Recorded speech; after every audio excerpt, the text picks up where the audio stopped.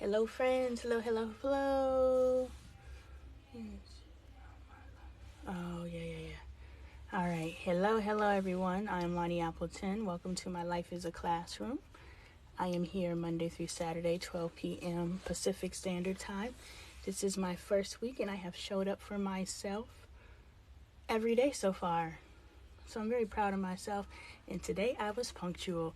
So I not only showed up for myself today, but I showed up for myself at the designated time that I have set for myself.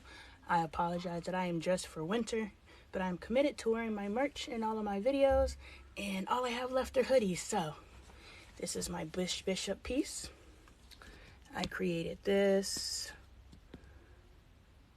at my mentor. I'm a woodworker, and so I'm an artist.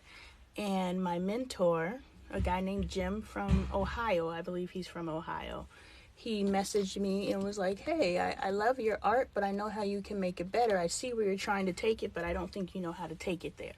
And so he really took me under his wing for like a year, and he mentored me over the internet. I would do a piece and ask him questions. He would give me advice. Sometimes we'd video call, these types of things. Welcome for joining. Thank you for joining. How are you today?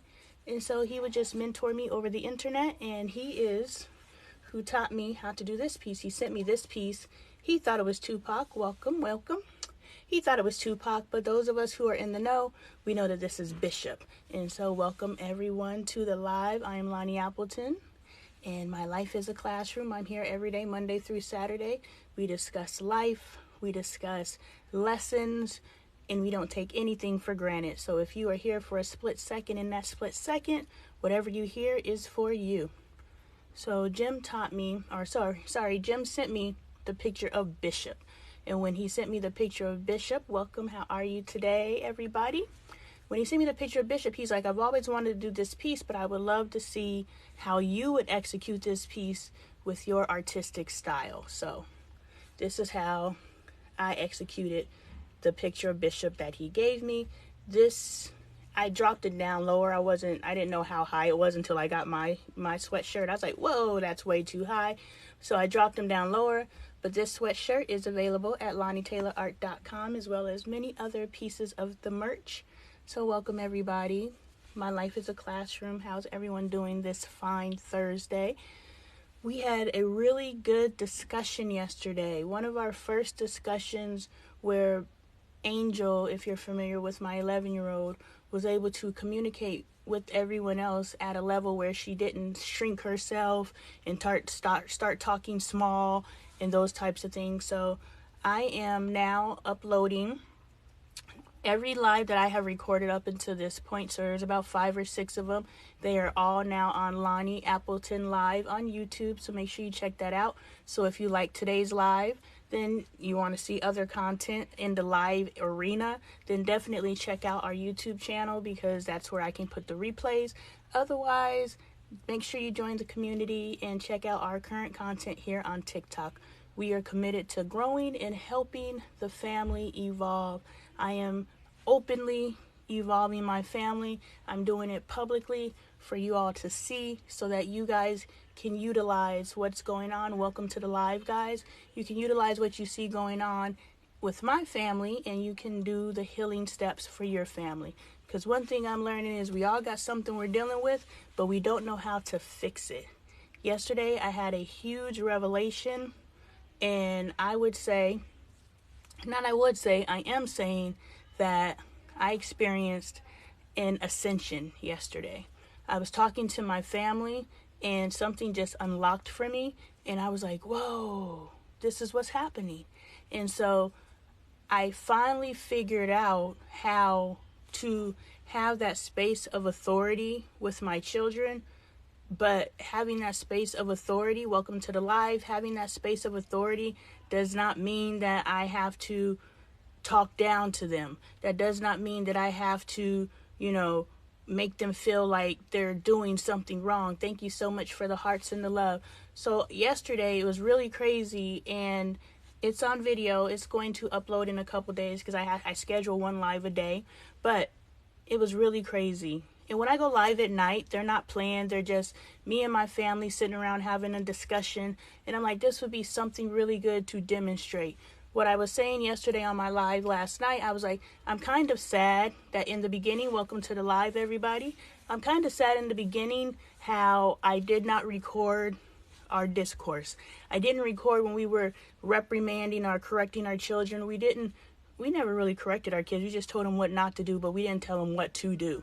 And so, but I didn't record any of that because I was embarrassed of it. Here I am, the healthy family advocate, and, we're still redirecting or reprimanding. We weren't redirecting, but we're still reprimanding our children in ways that aren't very healthy or helpful to them.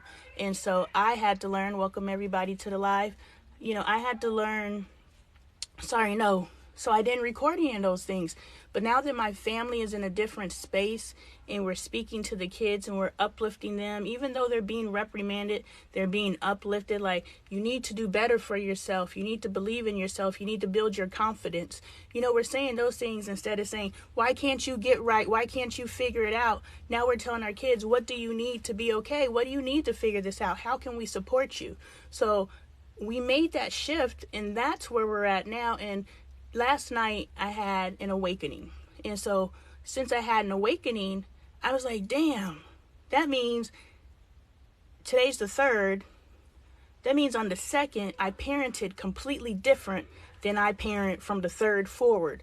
And because I thought I was doing something from the 2nd, from the last time I elevated, that means now that I have elevated again, that means there's another level for me to go. So I'm really excited because I finally figured out how to discipline my children, because that's the one piece that has been missing. Welcome everyone to the live. I'm Lonee Appleton. I'm a healthy family advocate, and we are just discussing my life because my life is a classroom. When you guys start joining into the conversation in the comments, if you have any questions or anything you want to ask me, then we can start dissecting the things that you're working through as well, and we can all work together to lift each other up. So that is the premise of the lives. That's the premise of the page, and that is why I'm here. So yesterday, I figured out how to correct and redirect my children. And I know that's weird, but I didn't know how to correct and redirect my children aside from how I've always done it. My oldest child is 18 years old, so that means I've been a parent for 18 years. And for 18, the way that I corrected and redirected my children was, corporal punishment. I had a belt, or I'm talking to them, or I'm putting the fear of God in them, because that's how you're going to listen to me. I am now in the space where I understand that the way that I want my children to listen to me, and I want my children to listen to other people in authority, is we earn mutual respect. Respect is earned, it's not given. And that's what I'm teaching my children. And I had the biggest issue with my now 18-year-old and her stepbrother who has passed away, but those two were both like, I'm not respecting you just because you're an adult. I was like, well, why not? Because you need to earn my respect. And I was like, why do I need to earn your respect? You're a child. Because that's the way I grew up. Adults don't earn the respect of children. Children just automatically respect adults. And so when they said that to me, I was like, I understand what you're saying, and I don't mind earning your respect, but you have to understand you need to respect authority. So I don't mind doing the work necessary to earn your respect, but I expect you to respect me just for the sense that I'm an authority. You know what I'm saying? And so it wasn't until this awakening that I had in February, which sparked all of this that's going on right now, which sparked the content you see today. Because those of you who have been around since December, when I really started pumping out the content you see today is not where this channel started or where this page started. I don't know how to refer to this TikTok thing. Is it a page? Is it a channel? I don't know what it is, but this destination here on TikTok did not start out the way that it is now. But in February, I woke up and I was like, hey, this ain't right. And so I started doing the work to correct. And that is when I realized, damn, respect is earned. Respect isn't given. Because when respect is given, that means you're not doing anything to build that relationship. That means I respect my mother for the fact that she's my mother. Now, can I respect my mother because she earned my respect, which means she is doing respectable things. She is treating me respectably. And now I respect her because she has earned my respect. And now as I become an adult, I'm not just respecting people for the sake of respecting them. I'm respecting them because they earned my respect. In earning my respect, I am also learning my value because I'm being treated with worth. We have to understand, by teaching our children to earn respect, we are teaching our children to act in a way that is worthy of respect. But if we are not teaching our children to earn respect, hello everyone, welcome to the live. If we are not teaching our children to earn respect, we are teaching our children that respect is just given and they ain't got to do no work.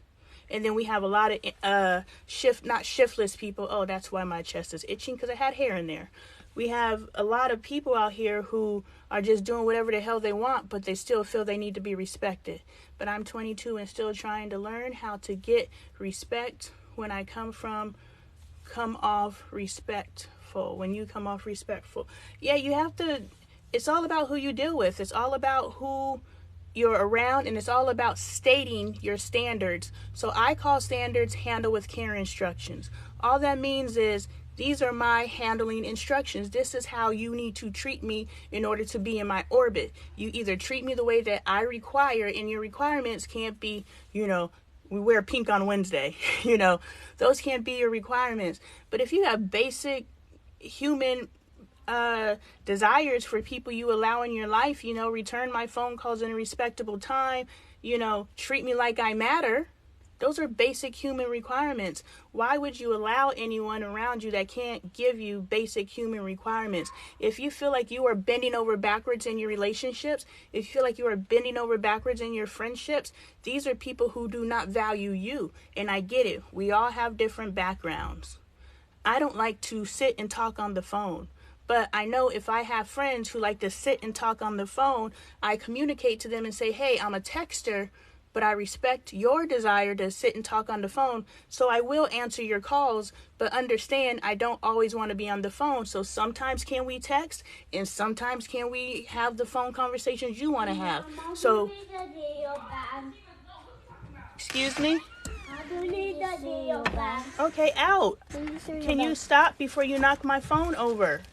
You guys are being disrespectful, and I want you out of my closet. Sorry, this is a normal part of me working. We're working on it. I had a revelation yesterday, and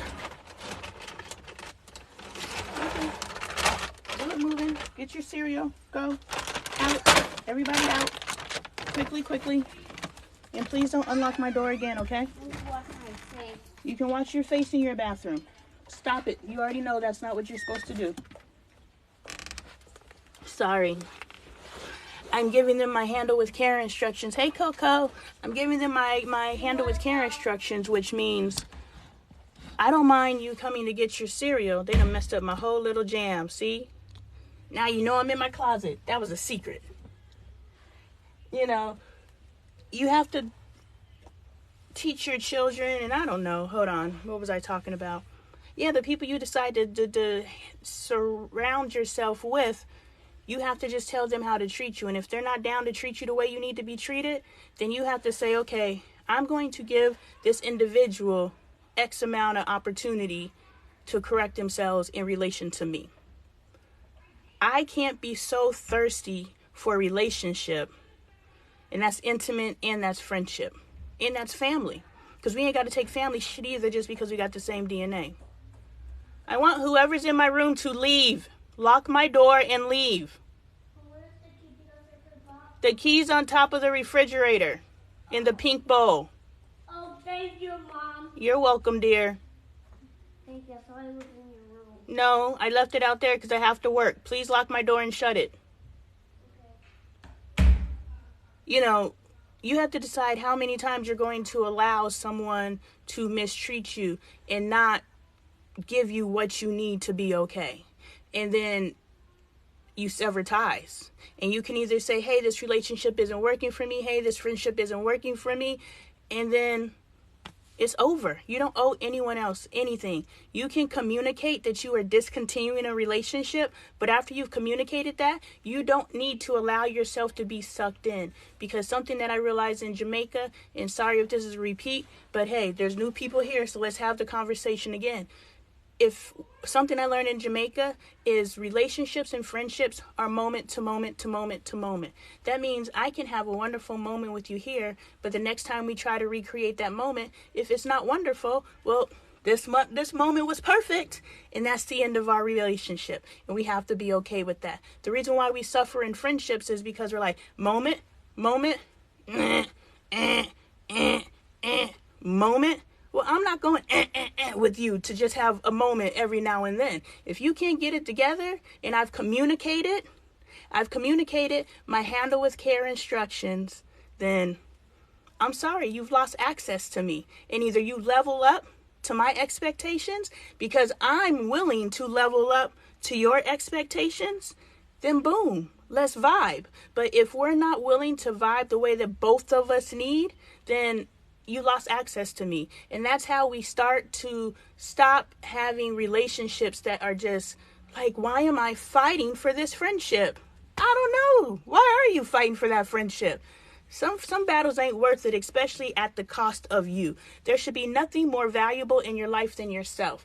There should be nothing more valuable in your life than your peace of mind. There should be nothing more valuable than surrounding yourself with people who know how to treat you. And that's where it starts from the parenting. Raise your children in a way that they know how to treat others. Let me get into the comments. I'm going to make my comments big, so I'm not going to be able to see your hearts and all those different things.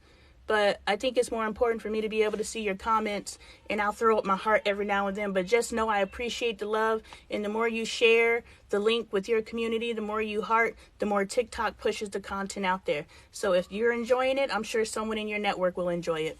That's how I am, but I'm 22 and still trying to learn how to get respect when I come off respectful. Yeah, you just got to be assertive and say, hey, this is how you're going to treat me, or you're going to lose me. And I don't have a problem being alone, because alone is better than being hurt.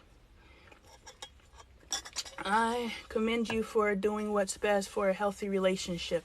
I really am, I'm learning. I had such an awakening last night, and I wanted to, get an audience before I got into the actual content. So I just kind of ramble in the beginning, and people decide if my little ramble is something they want to get to. But I believe that the way that these lives are going to work is you're going to have to say, hey, I rock with Lonee Appleton, period, and so you show up to the live because you know what you're going to get.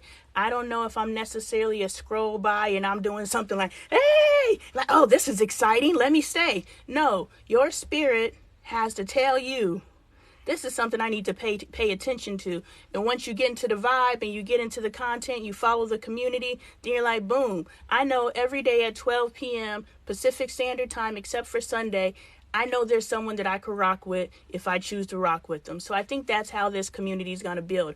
But it also builds by you guys sharing me with your community.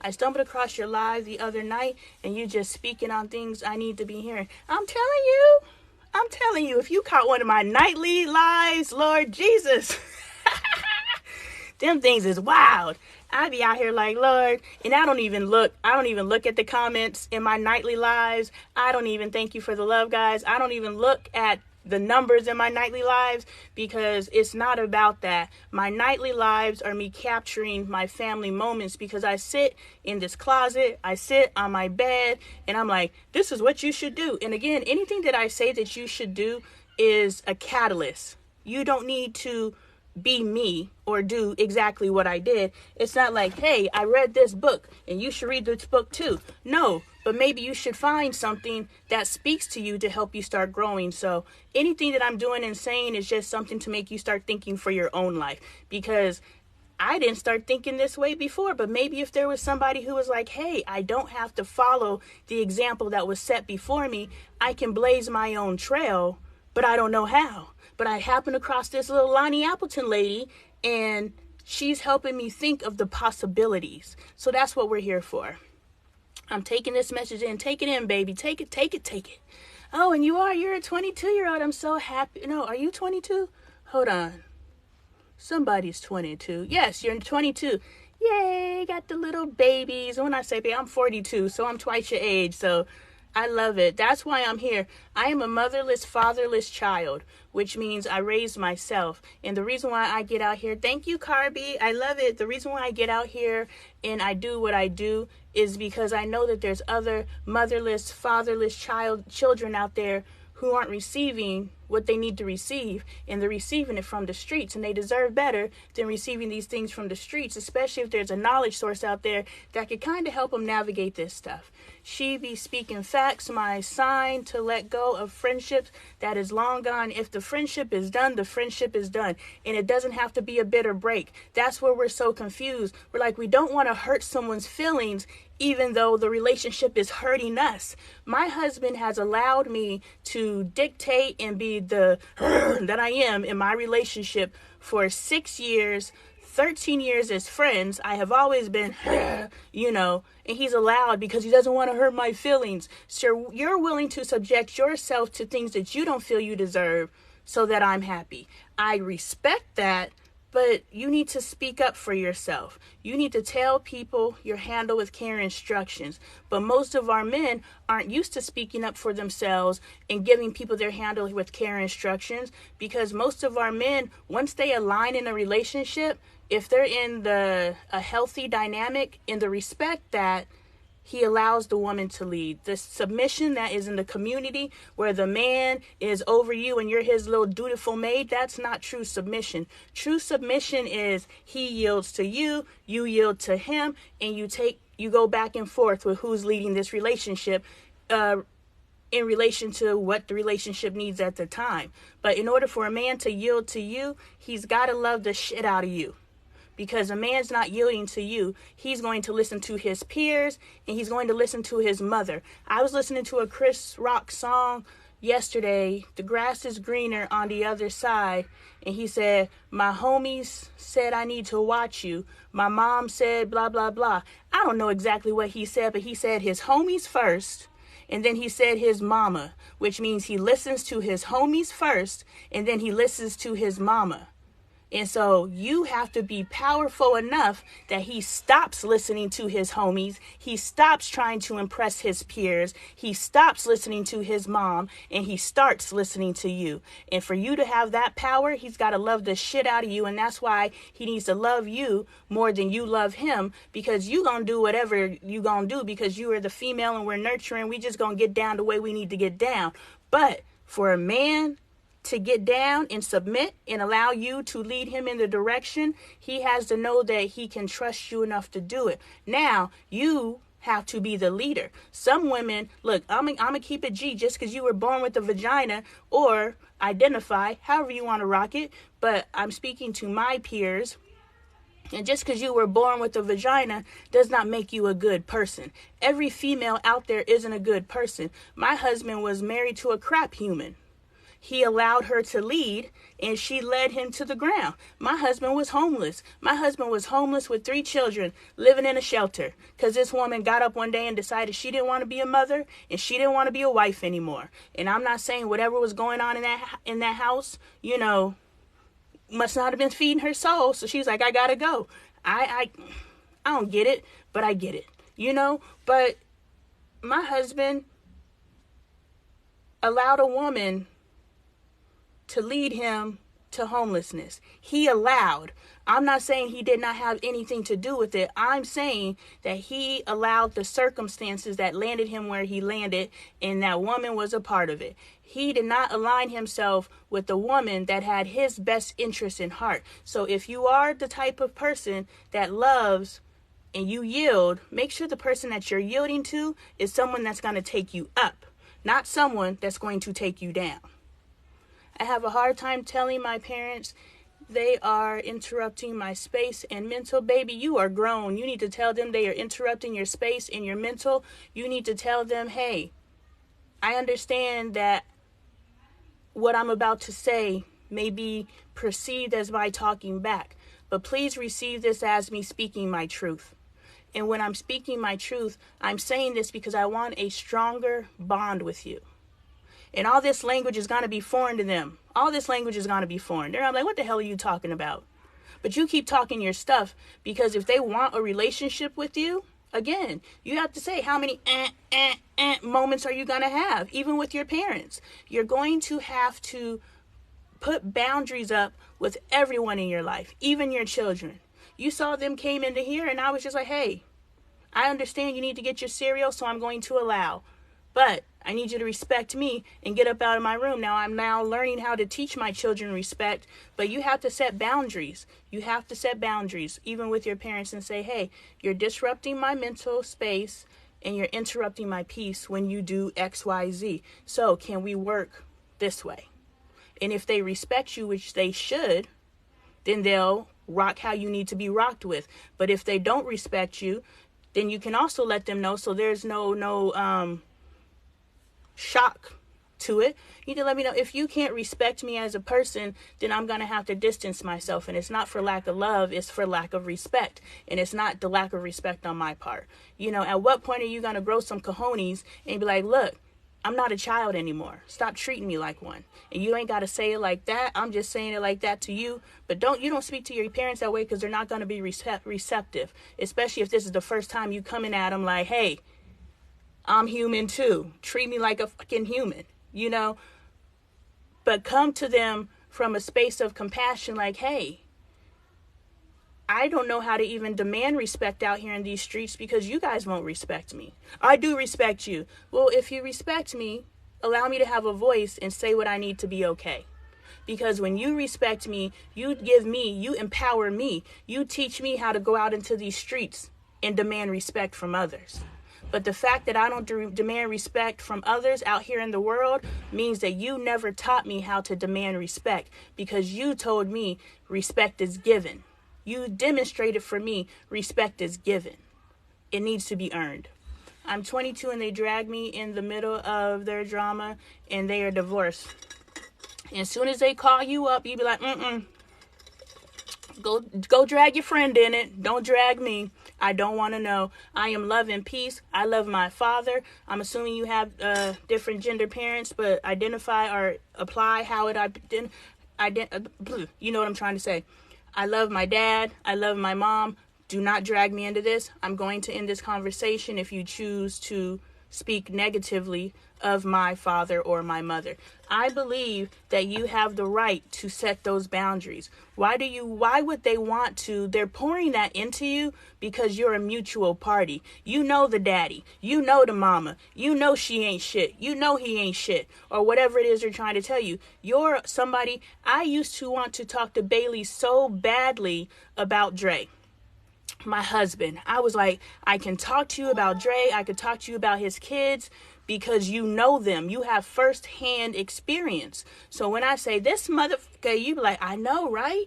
So that's why they're talking to you, because you're a mutual party and you know all the people involved. But you have to say, nah, you got to go talk to your girlfriend if you want to talk bad about my daddy. I'm not listening to it. You go talk to you whoever, because if you want to talk bad about my mama, I'm not listening to it.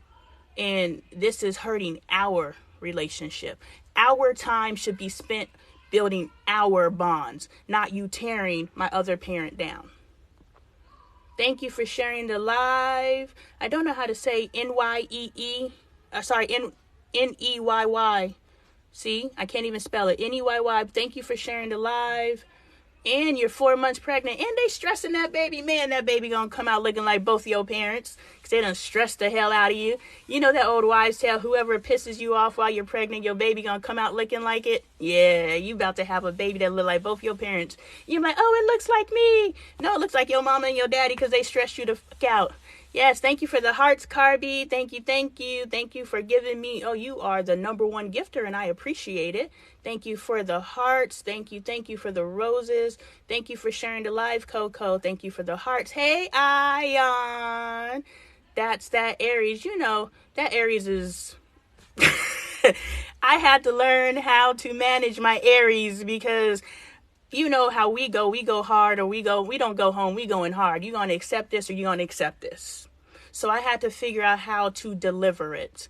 I can't just be like, do I look fat in this dress? Yeah, you do. Yeah, people don't want to hear that. They don't want the truth. Do I look fat in this dress? Maybe there's a more flattering dress for you. I mean, but if you like it, I love it. Whatever your confidence carries, you wear that goddamn dress. But there might be a better dress for you.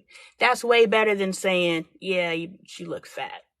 I said that to a friend. She asked me how she looked, and I told her the truth. She got mad. Don't ask in Aries. So all I can say is don't ask in Aries.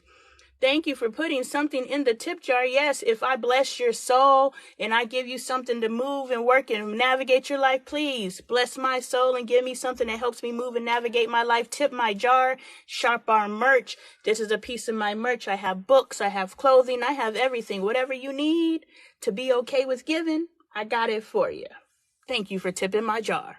Yes, just stopping in, keep teaching, friend. Yes, Ion, I hope you didn't leave before I acknowledged you. Thank you for sharing the live, Ion. Hey, Amber, how you doing today, sis? Also remind them the stress you feel, grandbabies is gonna feel. Yes, we don't understand that we are cooking a baby.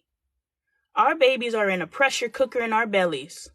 And when we're boiling out here, that baby is boiling in there. And I'm not saying you're boiling the baby, but what I'm saying is every emotion and experience, think about it. Whenever you experience an emotion, where do you feel it first? In your gut. Where is that baby? In your gut. So you have to be mindful of everything that you're experiencing while you're pregnant, because your baby's experiencing it too. Your baby coming out, they like these babies coming out looking like they old men and old woman. That's because they mama was stressed the fuck out. You know, I'm just joking. I don't know. But yeah, you're right, Carby. Whatever you're experiencing, your baby experiences. And I never understood that when I was a kid. I just understand it now because it just makes sense.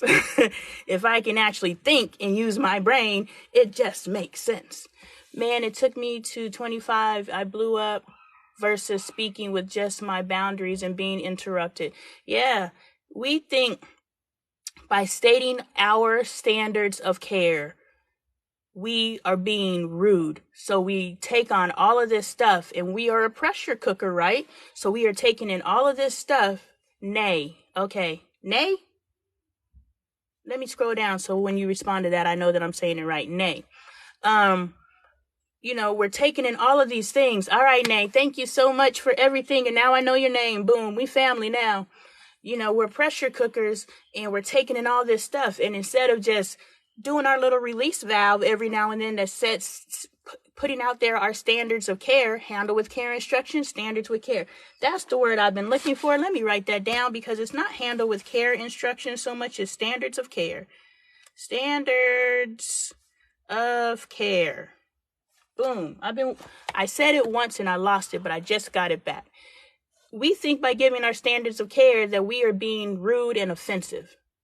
So we would rather take on all of this abuse. We are subjecting ourselves to someone else's abuse just because we don't want to hurt them. Meanwhile, they're hurting us.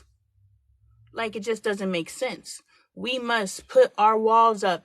The thing is, when we put up boundaries and barriers, we are putting up distance between us. And so if this is our heart, we are now putting a wall in front of it, a wall in front of it, a wall in front of it, a wall in front of it, and we won't let anybody in. So we become difficult to love. Why? Because instead of stating our standards with care, standards of care, and letting that pressure off, we just keep taking people's crap and then we explode.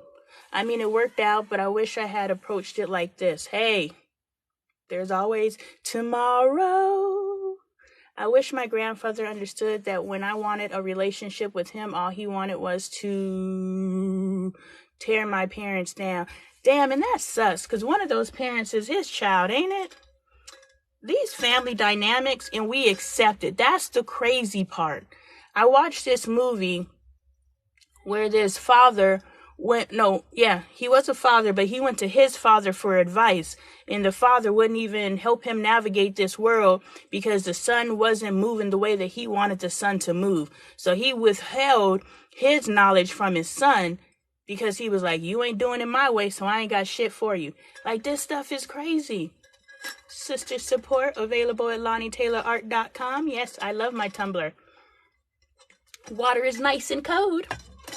Tearing my parents down. Congratulations on the baby. Yes, Nay. Congratulations on the baby. We celebrate you. Yes. Coco, thank you. Yes, Coco's dope. Hey, if you ever vibe in the comment section, make sure you follow each other and continue to vibe. Vibe in my comment section, vibe in this comment section, go meet each other and vibe in those. That's how we build relationships. That's how we build relationships on positive bonds. This is how we have a dope ass moment on the My Life is the Classroom live. Then we go and have a dope ass moment. And if ever those dope ass moments stop, then that's the end of the relationship, and that's okay. We do not have to hold on to anything. No more dead, dry fruit in our lives. Let's see. You're welcome. Enjoy it. Don't let them stress. Don't let nobody stress you out. That is the truth. That is the truth. If they don't pay your bills, don't let them stress you. If they pay your bills, then, tread lightly. My stepkids be doing whatever they want to do, and I'm just like, y'all do know the people you coming after are the people you need. But I'm not a tit for tatter, but I won't allow my husband to be taken advantage of. But we're not in a space where they're taking advantage of him anymore. I believe that genuine bonds are being forged, but definitely when the mother was involved, there was a lot of fakery going on. And so I believe that we're past that phase. I wish my grandfather, instead of tearing them down, congratulations, Coco, blessing, yes. Keep in mind as my handle with care instructions, I'm a package. Yes, my mom told me she ain't want to talk to me no more. I said, okay, but I think she may miss me a bit. So are you guys not talking presently, or have you guys resolved that? Because I really think that it's just difficult to work through the pride and ego. It's so difficult for us to work through our pride and ego. And so someone has to be willing to put that down and put that aside to be okay. Because at the end of the day, these are our children. Come on. These are our children. And we have accepted for far too long that these strained, fucked off relationships, and sorry, I'm missing your hearts and your love, but I'm looking at the comments larger because y'all know my ass can't see. I be over here like this, trying to read. So I made them larger so I can't see what's going on the screen, but thank you all for the love. It's really just baffling to me how we are okay with these strained, broken relationships. And I used to be that way. So I understand, but it doesn't make sense when we actually use our logical brain. And so the people above us, i.e. our parents, our grandparents, our aunts and our uncles, we may not be able to heal those relationships. But what the relationships we can heal the relationship with ourselves. We could heal the relationships with our friends. We could heal the relationships with our partners. The problem is when we start deconstructing our lives and setting it up the way that we truly desire for our lives to be, the problem with that is if you are not with a malleable person or a person that's able to accept change, that relationship may end. That's why you changed and people are fighting you to go back to who you were, and you're fighting them because you're like, I'm not going backwards, because you have progressed, but they don't know how to receive your progression. So now you have to decide, are you going to remain tied down to someone who can't receive your progression? Or are you going to do what's necessary for you because you understand reason, season, lifetime? Somebody or something, not just people, things are in your life for a reason, for a season, or for a lifetime. But the gotcha is, we don't know how long the reason is. We don't know how long the season is. And lifetime is pretty self-explanatory, but the lifetime of what? You know what I'm saying? So someone that's in the community, she is in the midst of a divorce and she was married for 3 years, 30 years. So somewhere in her brain, she thought this was a lifetime relationship. So now that this relationship is ending, she's like, hold up. This was a lifetime relationship. No, if it was a lifetime relationship, it wouldn't be ending.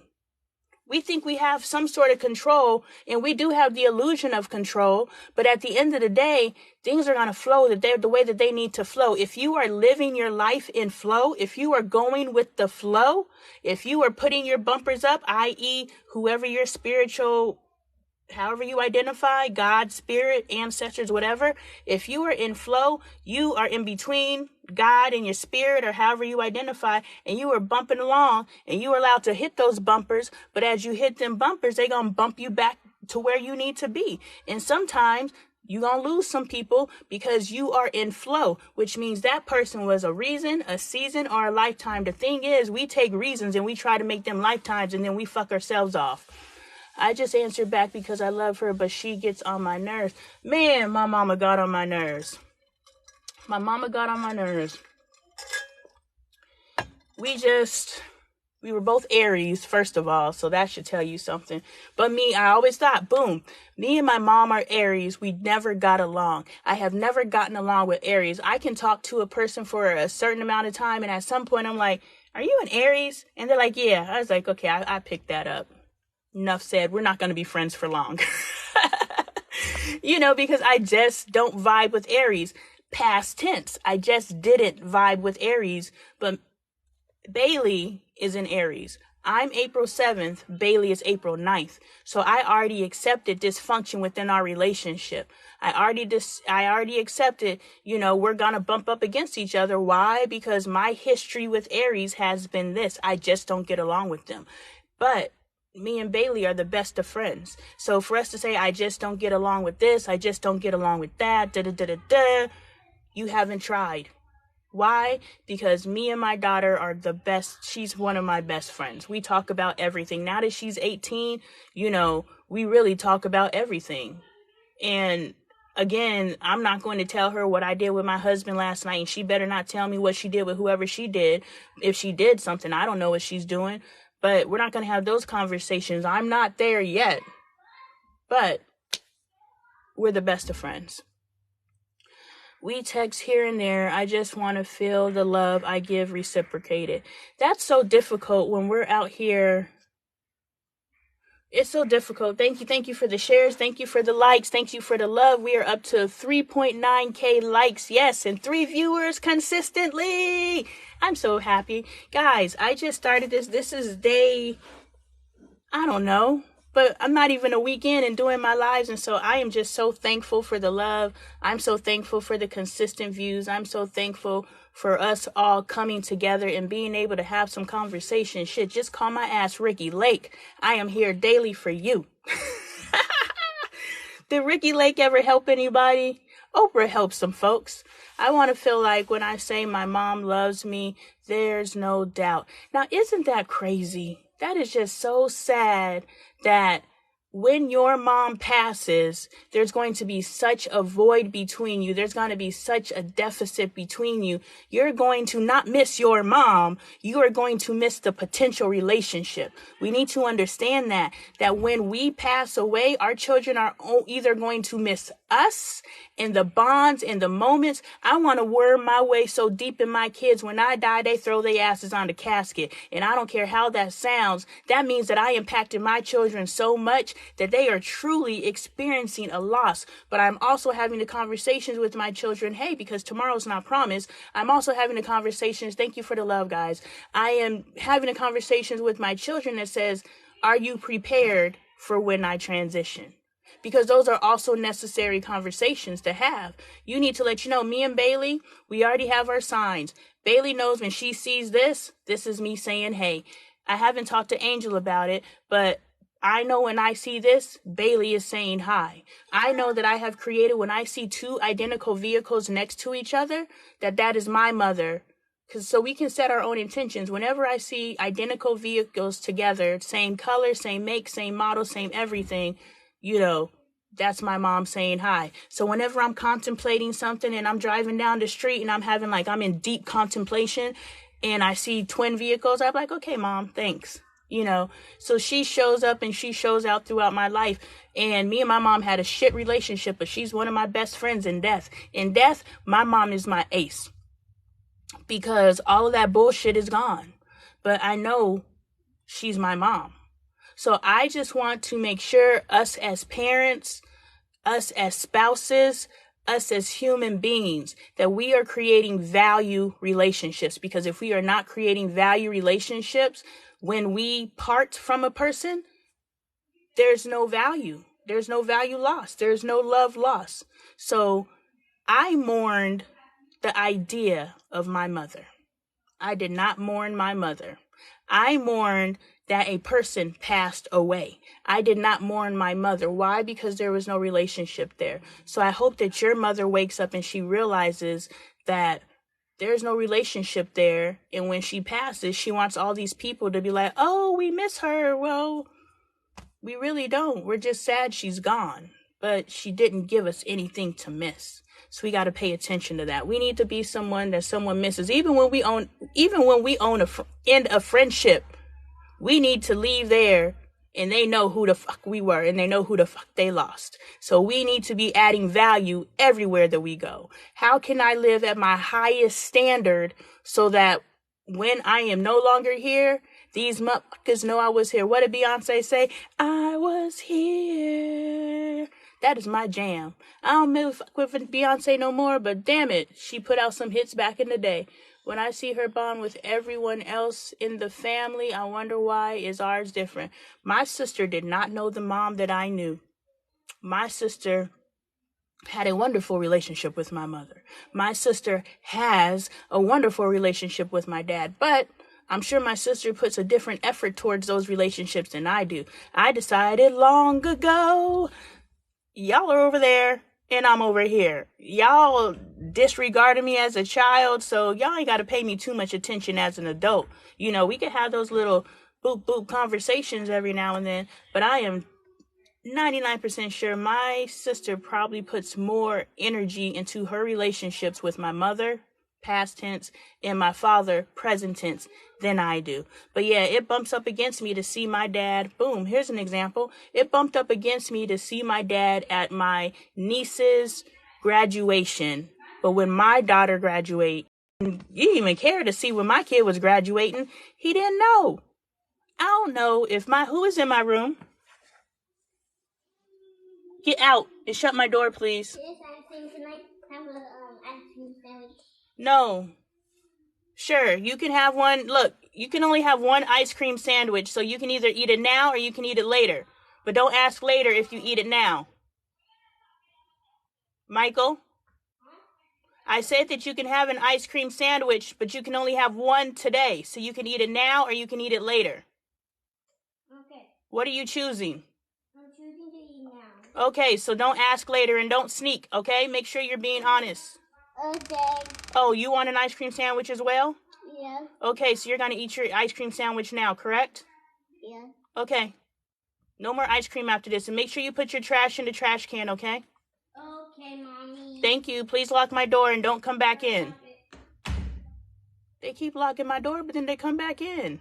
Yeah, so, I was mad at my dad because he didn't even inquire, but did he know to inquire? I don't know what that man knows. I'm over here making these assumptions. So, yeah, my dad has definitely a different relationship with my sister than he has with me, but, my sister calls every Sunday. I ain't talked to my dad in a month of Sundays, and I'm okay with that. So how can I be jealous of their relationship when there's a totally different energy going on over there? So I take my part in what's going on, but I fully understand because I'm still like, well, nigga, it don't matter. You should know that she's 18 and she about to graduate. Yeah, but I understand. They got a totally different dynamic than I got. Right, my baby's gonna miss the fuck out of me watching my TikToks all day. I'm telling you, this is why I document everything. I started our family YouTube channel, same namesake as the Apple Turns, in 2019. Derek passed away in 2020. Our first videos were in September 2019. Derek passed away in March 2020.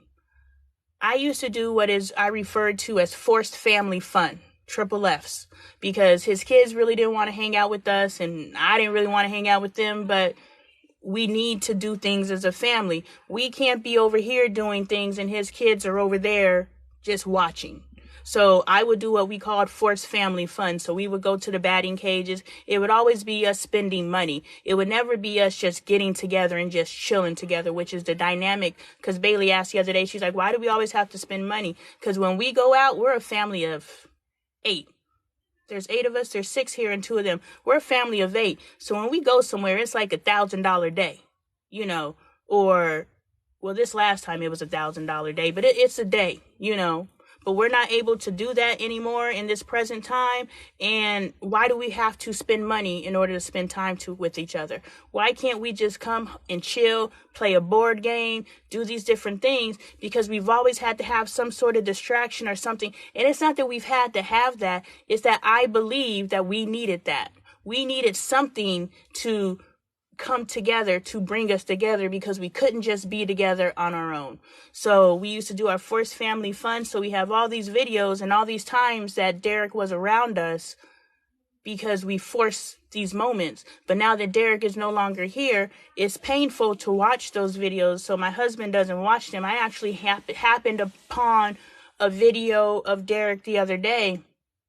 In the context of the video, was very foretelling. The video is literally talking about the way that he died. And I sent it to Bailey, and I was like, yo, listen to what they're talking about in this video. We recorded this video, I don't know how many months before he actually got shot. But in the video, it's talking about if you mess with another dude's girl, you gonna mess around and get shot. And they're just, ha ha ha, that's never going to happen. So they're laughing and having a joking conversation about it because he was beefing with somebody on the internet, 14 years old, beefing with somebody on the internet, telling people to pull up, But the whole conversation, and then to find out come March, he ends up getting shot. Now, he didn't get shot. The story that they told us is the guy who shot him was playing with the gun like this, and the gun went off and shot him in the chest. And it's crazy because when I was a kid, I used to be in rooms where people were playing with guns. I used to be in rooms at 14. I used to be in rooms where guys would load one bullet in the chamber and pull the trigger because they're playing Russian roulette. That's what I grew up around. So I can understand being in that environment and not being alarmed and not saying, hey, somebody's playing with the gun, let me leave the room. So make sure you have conversations with your children. There's a lot of conversations that we don't know what to have. We don't know to have until it's time to have them. But definitely, I came up with the whole check sheet when Derek passed away. Don't take your children's phones as punishment. I get it. Take it from them when they get home. But even with that, Derek snuck out the house. So his phone, even if he did receive his phone back when he left the house, he got in an argument with his mother. And from what I hear, it was a physical altercation. He goes in his room, shuts the door, and climbs out the window. All of this happened because he didn't want to wash the dishes. This little boy is dead because it was his life path to have passed away the way that he did. One thing that I do believe, we have a death day and we have a birthday and we have a death day. There's no sidestepping that per me. So I believe it would have happened the way that it happened, or it would have happened regardless of how it happens. It was going to happen. But he got in an argument with his mother, went in his room, locked the door, and snuck out the window. So even if you take your kid's phone away while they're at home as a form of punishment, I don't know how to play that, because I still do take my kid's phone away. We're about to take Angel's phone away because she's too distracted by it. But is she? Because last night, and the live is going to publish, I think, on the 8th, last night we had a conversation, or I had a conversation with Angel, and I was like, okay, she does kind of know what the fuck is going on. I just have to help her continue to figure this stuff out. So is the phone truly a distraction, or do I need to dive in more? So I have to figure that out. But last night I realized that it's not that my daughter doesn't completely not know who she is. We talked about this on the live yesterday, and you guys really helped me out. And it was suggested that maybe she doesn't feel comfortable talking to me. I believe Coco suggested that she doesn't feel comfortable talking to me. And so I was like, okay, it's more conversations. It's more letting her know that you could express who you are. It's more of all of these different things to help her feel comfortable. And so yesterday she felt comfortable enough with me to let me in. And so I was like, boom, we're doing something now. We might be cooking with fish grease, so I'm excited. But back to Derek, hold on. He went to go hang out with his friends and go hang out with these girls. Went down, and there's a news article out there about it. Just look up Derek Appleton. plenty of news articles about it. He went to go hang out with these girls with this boy, and when the parents were asleep, they came out the closet. When the parents were home, they hid in the closet. They were over there for like 2 days.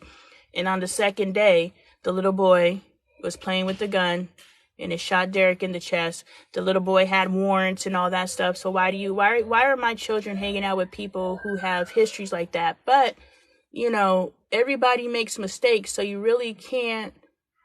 And like I said on the live yesterday, I was a throwaway kid. I was the kid that you were like, yeah, don't hang out with her. She's bad news. And it wasn't that I was bad news. It was that I wasn't looked over. So I was out here just living. I thought I was grown at 14. Well, who was going to tell me I wasn't?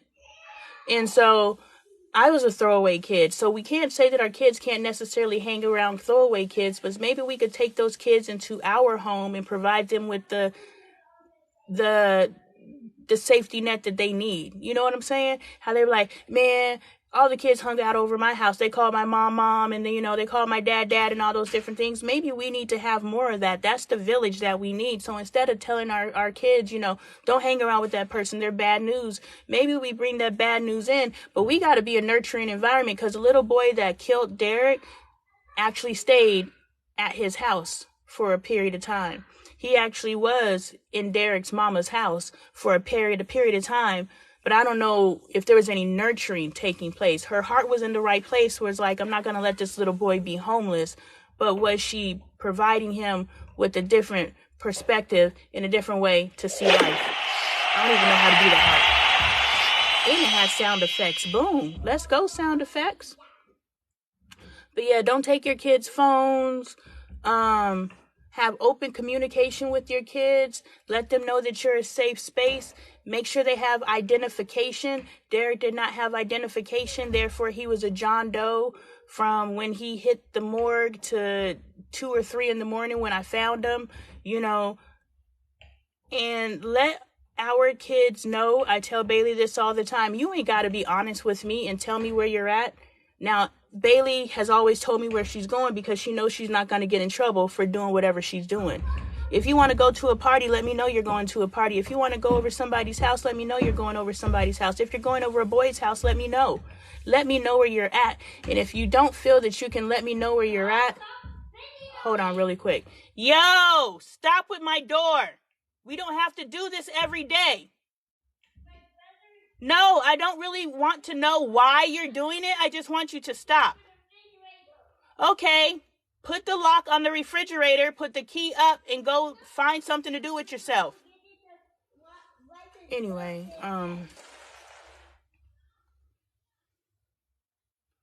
I tell Bailey this all the time that, if you don't tell me where you're really at, tell somebody who knows me to know where you're really at, so that they can come in event something happens and tell me where you really were, who you were really with, where you really were at, so that I have a starting point. No one knew where Derek was. And when Derek passed away, it was 2:30 in the afternoon. My husband found out at like 11 o'clock at night, because the family started receiving rest in peace messages. Rest in peace, Derek Appleton. Rest in peace, rest in peace. Oh, I'm sorry for your loss. And somebody even showed up at the mama's house and was like, man, I'm so sorry. What happened to Derek? And everybody's like, what the hell happened to Derek? Because he had no identification. Nobody let the family know. We found out through social media. And so they called Dre, and I'm in the bathroom doing whatever I'm doing. I don't know what I'm doing, but I hear him answer his phone, and he was like, no, you lying, no. And I could just tell from his voice that it was something bad. And so, I come out the bathroom, I'm like, what's going on? And he's like, Derek got shot. And I'm just like, okay. And so we hop in the truck and we start driving to the mom's house. And I'm like, are we going to the mama's house or are we going to the hospital? Because if he got shot, this is life or death. Are we wasting time by going to the mama's house, or are we going to the hospital? So he was like, I don't know. And something in my brain, and I know intuition, was like, Google his name. And so I Googled Derek Appleton, and that baby died at 2:30 p.m. in the afternoon. and we are here at 11 p.m. trying to figure out what the hell is going on. So he had been a John Doe for X amount of hours when we had just found out that that's what happened, and so, and I don't know if it was Derek Appleton at that point, or it was a shooting in the city that he was in. I don't know how I figured it out, but that's how we figured out, we didn't need to go to a hospital. Thank you so much. We didn't need to go to a hospital. We needed to go to the mom's house and figure out what the hell was going on. So we get to the mom's house. Me and the mom are mortal enemies. She hates me. Oh my God, I can't stand that bitch, Lonnie. Alien versus Predator looking ass. She can't stand me. But you just lost your child. Come give me a hug. See, no matter what, I'm a human first. I am a human first. Before I'm beefing with you, I'm a human first. I don't fuck with my sister, but if she experienced some sort of tragedy, I will put that to a side, and I will at least give you the human contact you desire so that you have someone to lean on. So I went in for a hug to try to hug her, and she starts backing up from me, and she's like, no. And I'm just like, bitch, I didn't say bitch, but that's what I'm thinking. I'm like, sis, you just lost your goddamn son. Come give me a hug. If we can't form an olive branch right now, how ridiculous are you? Because honestly, the only one who was hurting her children was her. Y'all got to understand, if you were using your child as a pawn against the other woman, you were hurting your children, because all the other woman is going to do is stand her ground. You are using your child as a pawn. You are using your child as a tool to be a disruptor in another woman's home. And she's going to react to that. She's only going to take so much stuff. Your kids are only going to treat her like in her own home for so long and to such a degree. But we look at her as being the bad guy because we're setting fucking standards. I set standards. I was like, no, you're not going to come in my house and not speak to me. No, you're not going to wash every dish except for the dishes you know that I use. No, you're not going to do. You're handing out Christmas gifts and you see my name on the gift, so you put it down and you go hand out everybody else's gift. You're not going to do this passive aggressive bullshit in my house. So I became the bad guy because I had standards. And my husband was just like, they're my kids. What am I supposed to do? They're my kids. What am I supposed to do? So my husband is caught in the middle. He can't respond to anything, which he should have. He should have had my back and checked his fucking kids. Again, let's have this uncomfortable conversation once so that we don't have to lose years behind the pressure cooker. We don't have to lose years behind Lonnie loses her shit. Why? Because the person whose voice was the loudest, and I told my kids this, their mother's voice is the loudest. That's who they're going to listen to first. The second person they're going to listen to is you. The last person they're going to listen to is me. Which means I can have a corrective action, but they ain't listening to Lonnie's ass. They're going to listen to their mother, then their father, then me. So I would always tell my husband, tell your kids this, tell your kids this. Now, I wasn't in my feminine energy. I was on the defensive. I was being an aggressor as well. So tell your children this did not come out the way that it needs to, the way that it comes out in 2023. Maybe, I'm a little more suggestive, and, I can go to his kids directly now because that's the rapport that we have now. But back then I was dependent on him to check them and correct them and tell them to stop treating me the way that they treated me. Look, keep that miserable bullshit over there. But when you come into this house, we vibing, and we want you to vibe with us too. But they felt just because, I'm not their mom, they couldn't vibe with me, and we lost years. I did not mourn Derek's death until 2023. He died in 2020. When I cried in 2020, it was because a child was dead. When I cried, it was because my husband lost a child. There was nothing for me to mourn because that little boy treated me like shit. So again, we have to pay attention to these relationships. Are people mourning us? Are they mourning the idea of us? I did not mourn Derek until I moved enough into my feminine energy to know that when Derek was 5 years old, he used to have the biggest crush on me. I've been in these children's lives since 2010. The mom showed up. When I showed up in 2016, the mom was back in the picture. And she sued my husband for custody because my husband didn't know to go get custody of his children. He just knew, I got my kids. She abandoned us. I got my kids. He didn't know that he needed to go into the courthouse. That's why we need to tell our men. We need to tell our sons what their rights are, because they're continuously getting fucked over by these females that ain't shit. Let's just own it. There's some ain't shit females out there. We're not all good just because we were born with a vagina. And we need to warn our sons. Like, look, just like we need to stop messing with low-hanging fruit and we need to start giving our standard of care instructions.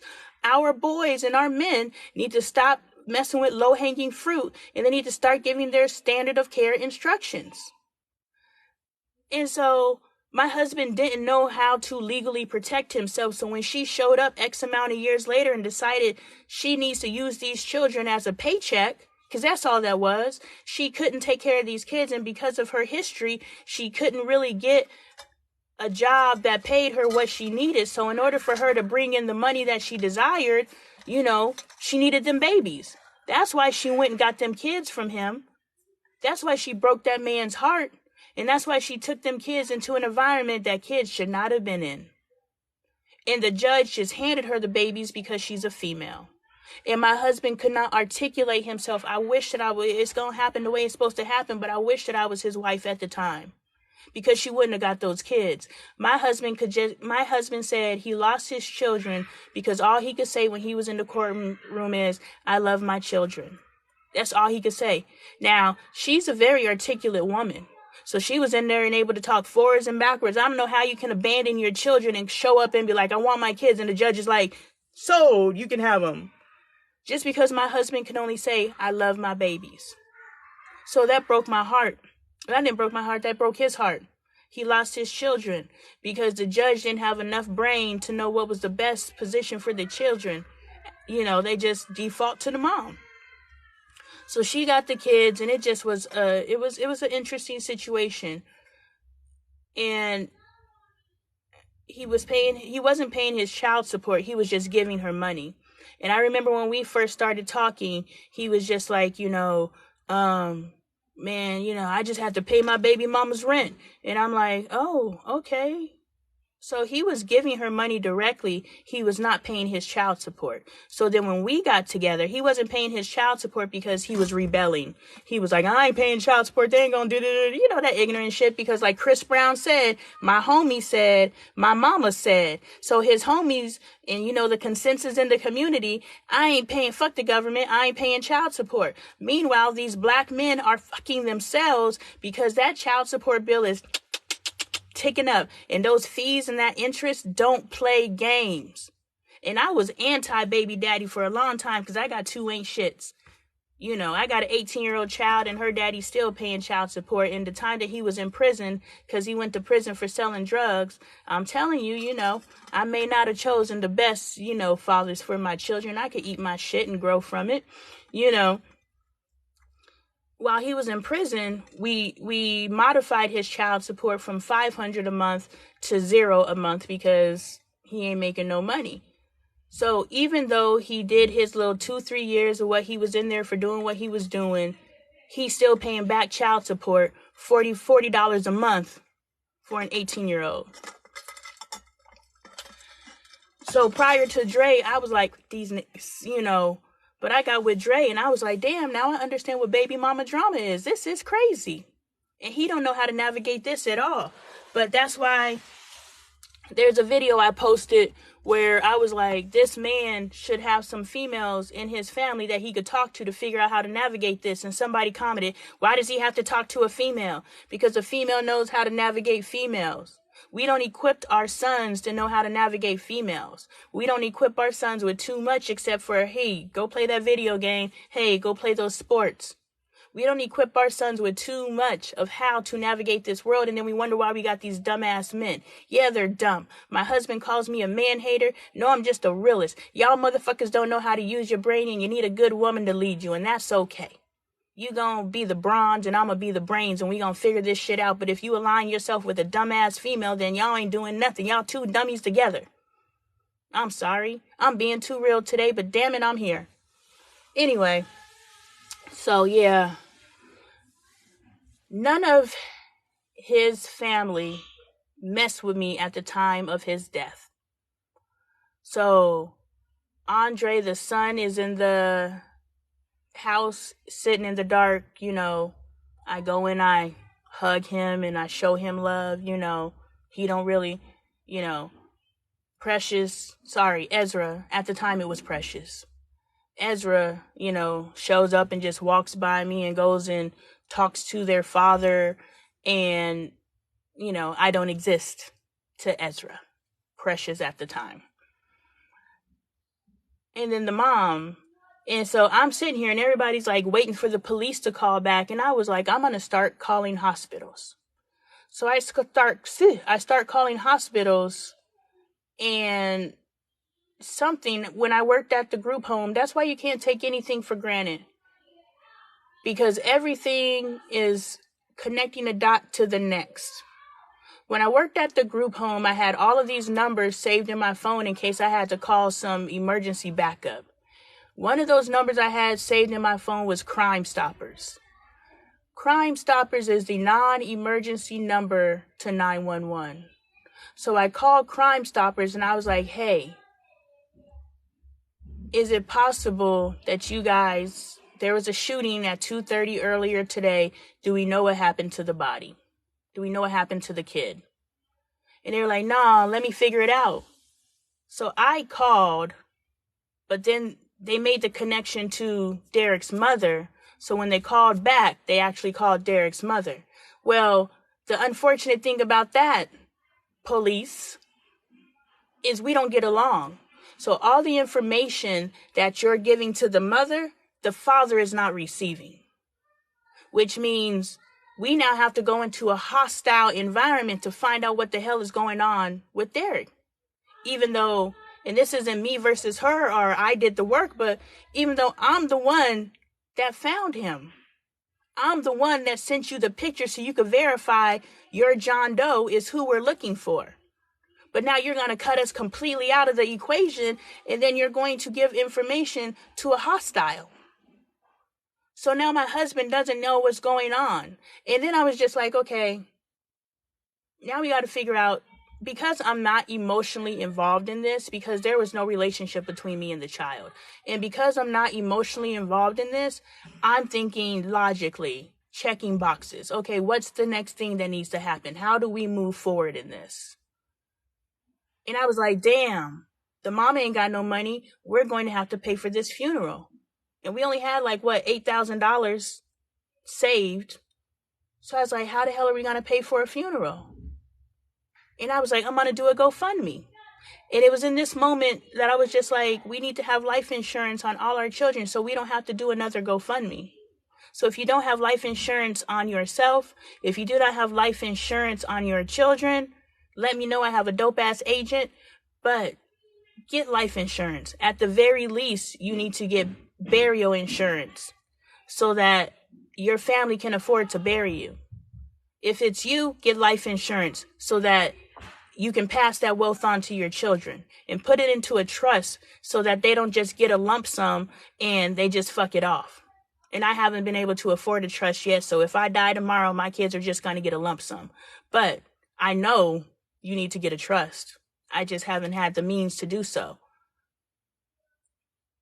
But get life insurance on yourself, especially if you don't have a pre-existing condition. Dre has a pre-existing condition, but he still was able to get life insurance. It's just really expensive. And then get life insurance on your children because you don't want to be stuck in a space where you're just like, how the hell am I going to bury my child? Or cremate, or however you feel. I don't think I could cremate my child. No, I don't think I could cremate my child. I don't think I could bury my child. I don't think I could show up to my kid's funeral. I don't know. We recorded the funeral. It's on our YouTube channel, As the Apple Turns. So you can see how everybody handled it. It was something. But anyway, I started to GoFundMe, and initial goal was $10,000 because I was just like, I don't know how much a funeral costs. And then I started talking to people, and it was just $5,000 to do this and $5,000 to do that. I was like, damn, we ain't even got the casket yet. So I bumped it up to $20,000, and the people showed up. And that's why community is so important.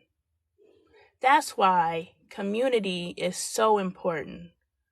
Because I had a community with VIP Kid, which is an online teaching platform. I was in a Facebook group called VIP Kid TOCs. And I was a big talker in there. You know, I was a motivator and helping people figure shit out. I've always been a teacher.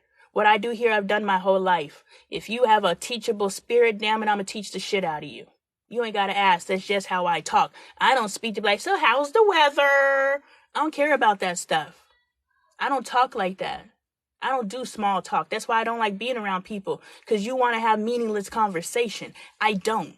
If I open my mouth, I am feeding somebody. And if you're not prepared to eat, don't speak to me. That's why people are like, oh, she don't talk a lot. I don't, but I do. I sit in front of this thing and I talk for hours. Why?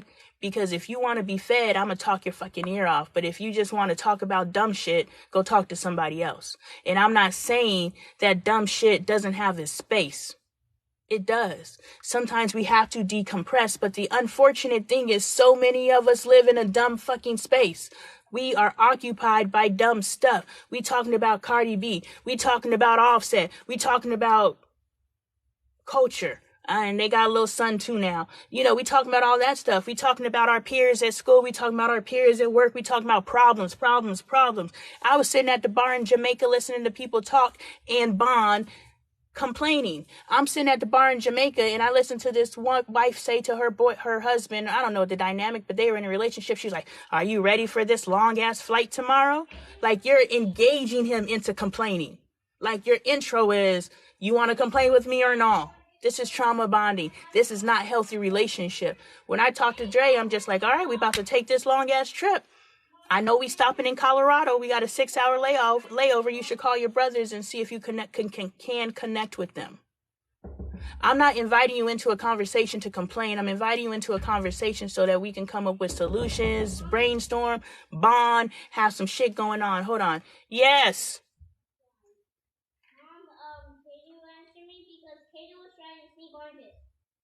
He can have an orange. You guys can eat fruit. That's not a problem. It is a problem. Okay, but I'm the person who's in authority, and I said it's not a problem, so he can have an orange. But no, to your point, he does need to ask. He can have an orange. But he shouldn't sneak. I agree. That is a problem. So yeah, we do the GoFundMe. I'm in VIP Kid Teaches a Color, and I don't know how it happened. I don't know if a friend left a message or what, but they were like, if everybody just donates $1, and people started donating dollars. People started donating $5. You know, and then Dre, he's a barber. His community is vast. When me and Dre first got together, it was like, oh, you're Dre's wife. You're Dre's wife. You're Dre's. I know you. You're Dre's wife. I no longer had a name. I was Dre's wife. And so his community showed up for him. And I don't know if I had this conversation on video or not, but there's a man and a family. This is the fake love, and I want to address this. Because there's a family that donated a large amount of money. I'm not going to say the sum, because if they watch this video, then they might figure out it's them. And people don't want to be called out on their shit. There's a difference between talking about somebody and pointing out the hypocrisies that we exhibit so that we can grow from it.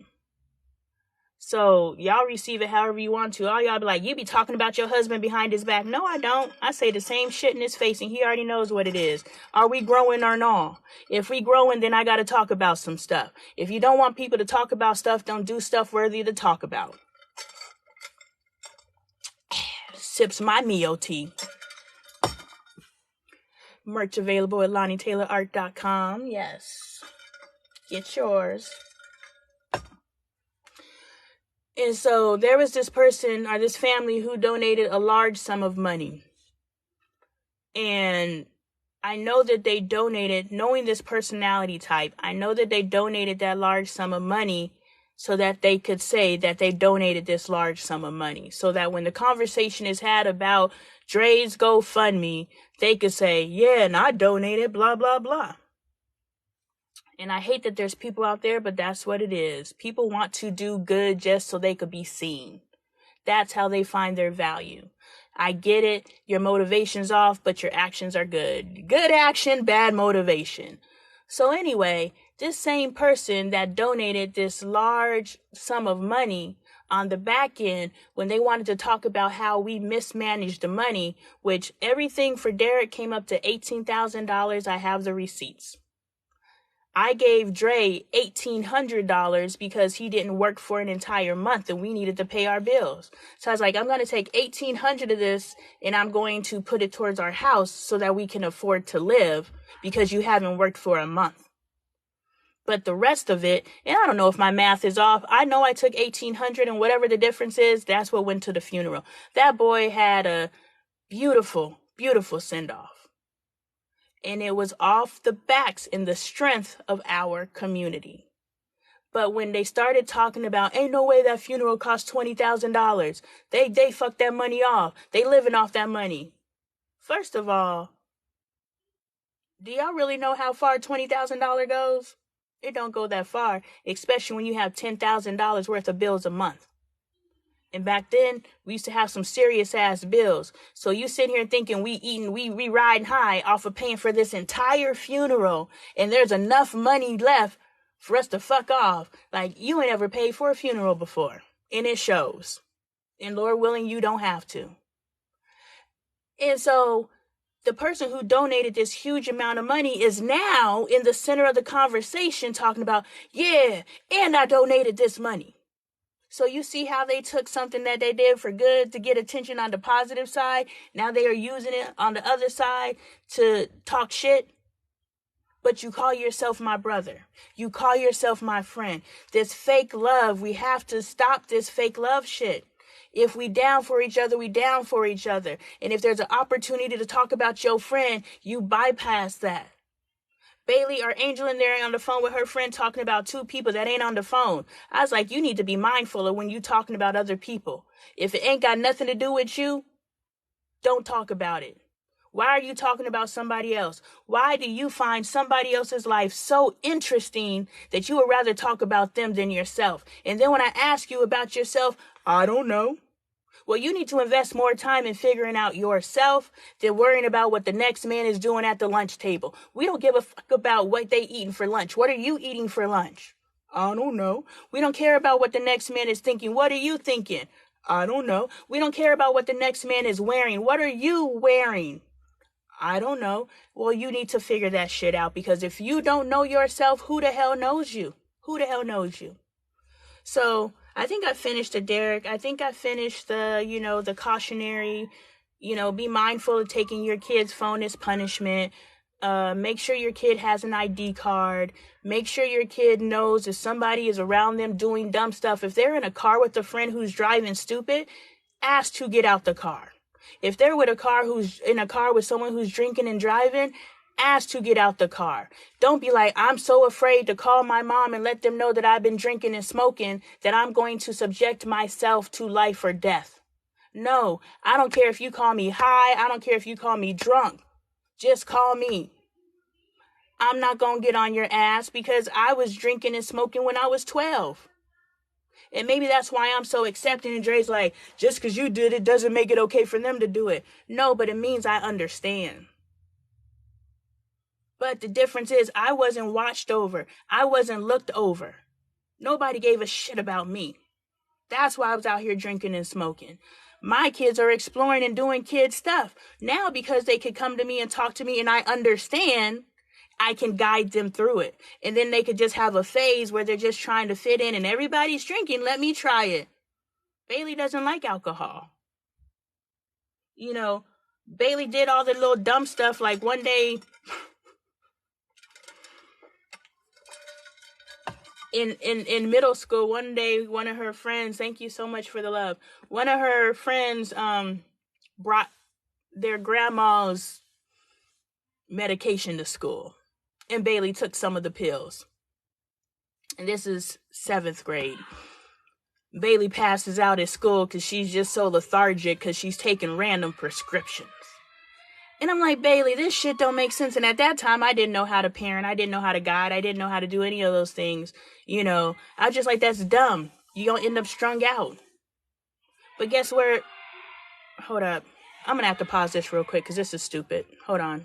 I didn't mean to. Hold on. That actually sounds like a real cry, but it's still stupid. Hold on.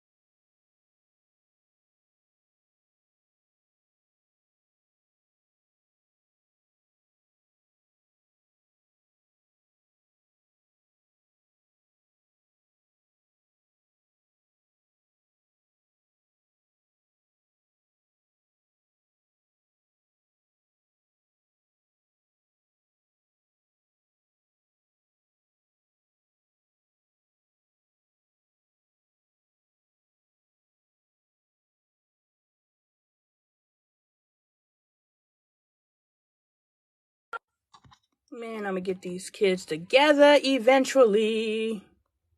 Man, they say y'all can't see me on the pause. I hope y'all can't hear me because I had to pull out that good old school Lonnie on these damn kids. Just acting. Why? I can't have a moment. God damn it, I don't know what I'm doing. Anyway. I'm kind of there. I'm straight. Boom. Why can't they just let me be me? Thank you for muting. Yes, Patricia, thank you, because that may not have been no healthy family advocate moment that y'all just could have witnessed. But yeah, just make sure you're a support to your kids. Make sure that your kids aren't so fearful of you that they're afraid to come to you when they're in distress, because they're going to go to their friends first. And their friends are dumbasses. Hello. All right, I think I'm done with that. But it felt like I could let go childhood trauma with them and forgive them for mistakes. I'm grateful my girls see my love and support while knowing I just want the best for them. That's all you can do, is support your kids and let them know.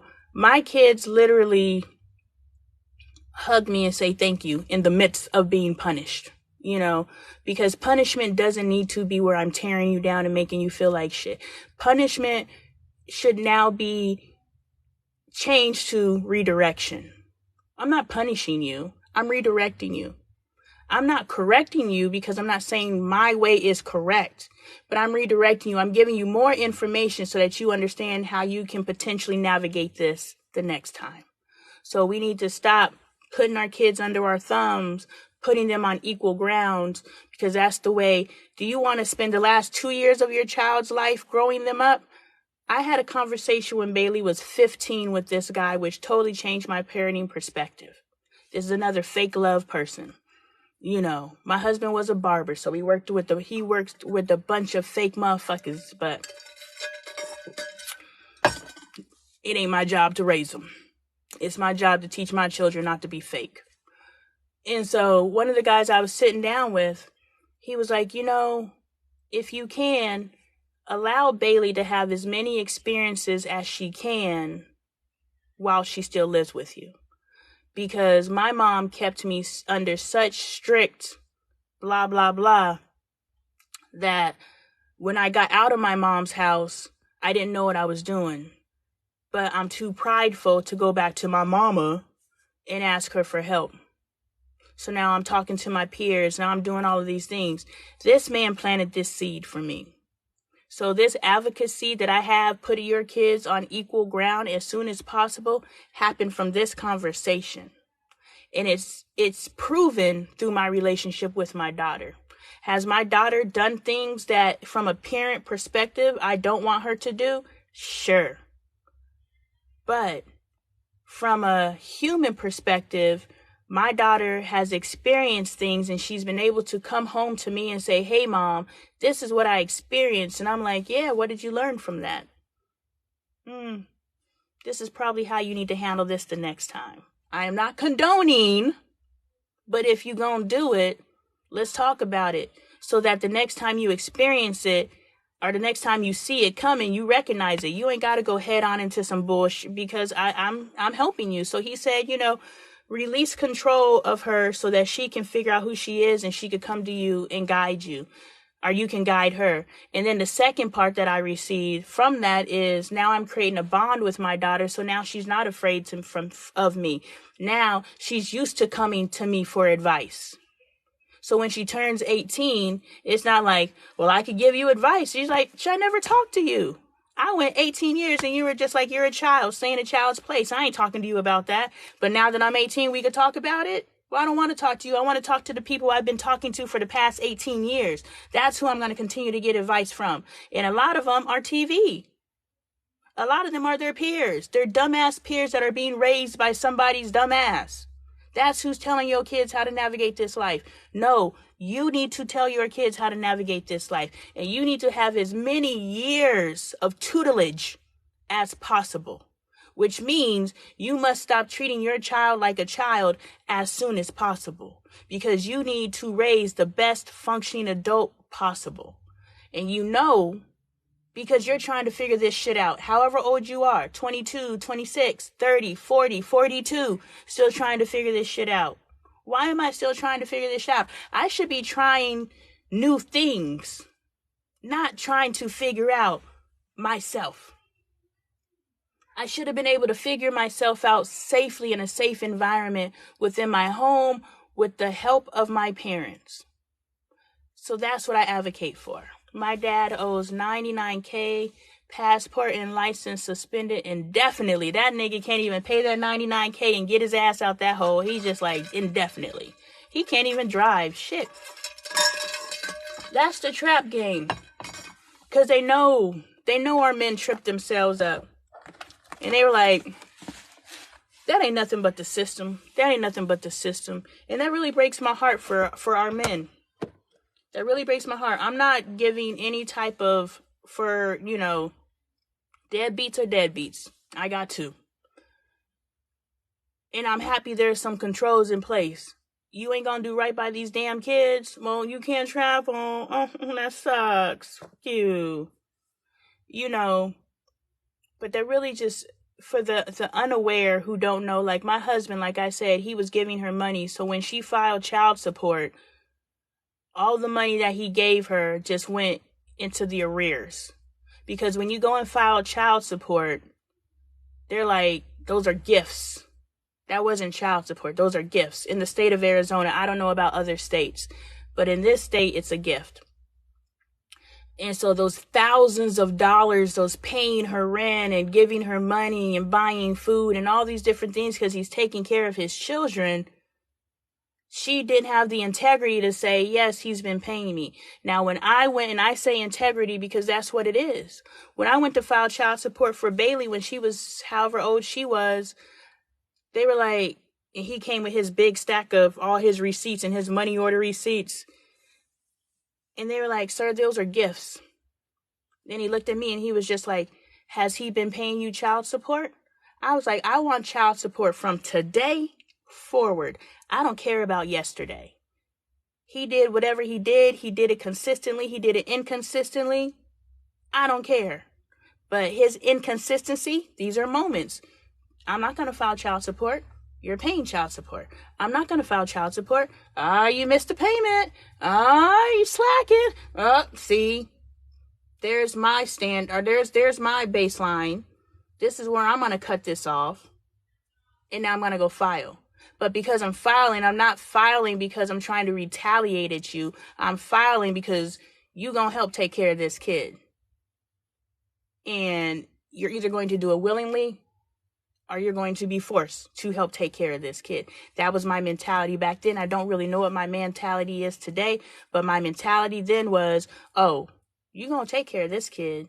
The reason why I say I don't know what my mentality is today, because I think it's unfair, especially being a mother of sons. I think it's unfair that the male does not have a say in whether or not this child is born. So now this man is forced into a situation which he could have prevented by wearing a condom. She could have prevented by being on birth control. They're both responsible parties for the conception of the child, but they're not both responsible for whether this child is born. The man's rights are null and void. So we must teach our boys to stop being so willy-nilly about their willies. They have to protect themselves, because they will find themselves within this trap, and the society that we live in knows that this is just another trap for black men. Just another trap because they're playboys. You know, they're all these different things. Black men are told that you are just breeders and providers. That's it. That's all you're good for, is an ATM and to make babies. We must teach our boys differently. We must teach our boys, your body is a temple. We must teach our boys, it's not about how many people you could divide and conquer. Because when I was listening to this YouTube video, HOMI, homosexual, the guys are really screwing all these females, not because they want to have all this sex. They're screwing all these females so they could go back to their friends and say, yeah, got another one. Hey, yes. Divide and conquer. So it's a part of their culture, the cultural norm. You are a lame if you have a girlfriend. You are a lame if you are faithful. You are lame to your peers. So we must teach our children fidelity is dope. We must teach our sons that being with one person is dope. We must teach our sons, because they want physical contact. They want physical affection. As a female, if I want a hug, I could go hug whoever the hell I want to. As a male, we giving him the side eye if he's hugging another man. But who is he gonna hug? Oh, well, I can't hug this female. Well, if I do hug this female, I must fuck this female. So that's why you can't lay up with the dude and just cuddle without him trying to fuck, because physical touch equals sex to them. Because the only physical touch that our boys and our men are getting is connected to a female, is connected to sex. So if we want our sons to stop being sex hounds, we must create environments within our society where it's okay to have opposite sex friends. My little son, Michael, is 6 years old, and I guess he no longer has a girlfriend. I guess distance over the summer has now broken them up. I don't know. But he had a little girlfriend, and in the beginning, I was just like, dude, you're 5. You don't have a girlfriend.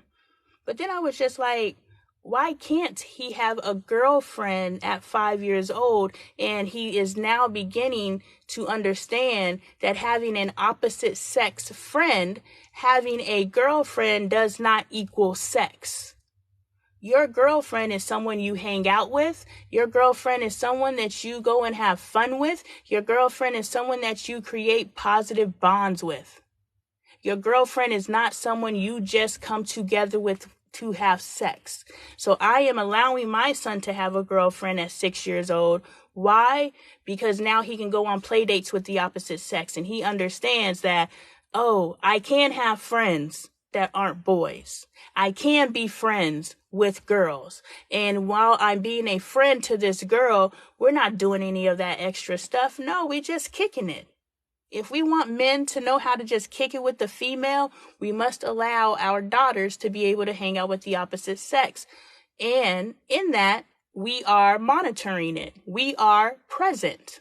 We decide what age it is where they can hang out independently, and that's when they start dating. But prior to that, yes, you could go to the movies with your opposite sex friend. I'm sitting right next to you. Yes, you can go out to dinner with your opposite sex friend. I'm sitting right next to you.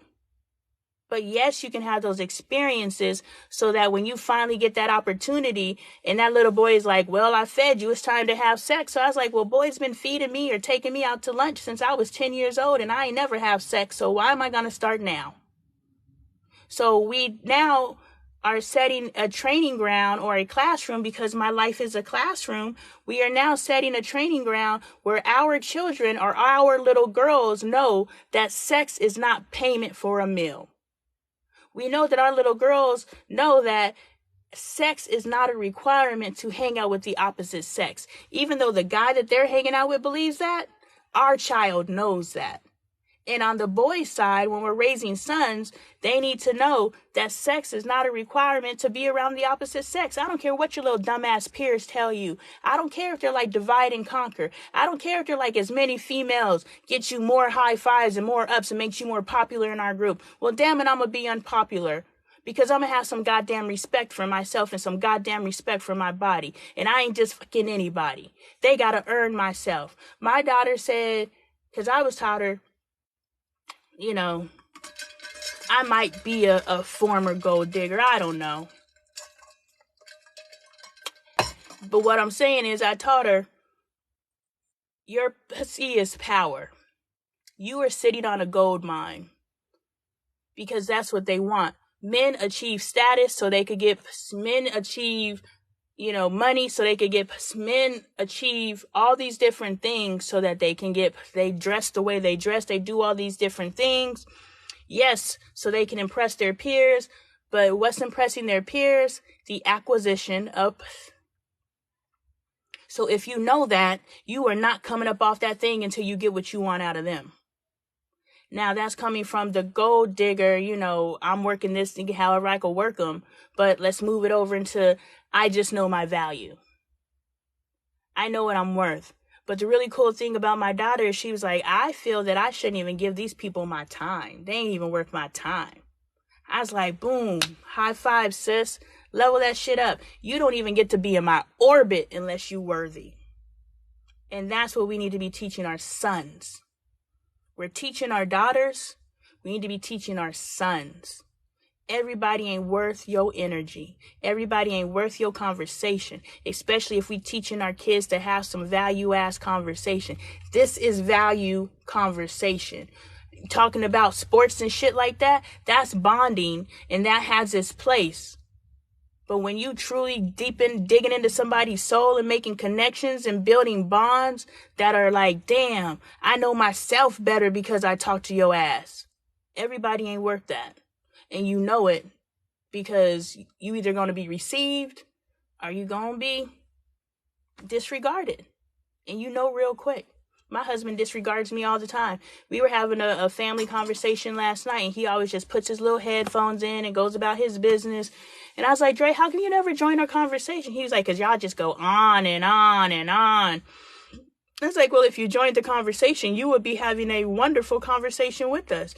We could talk about whatever you want to talk about. But you don't want to talk.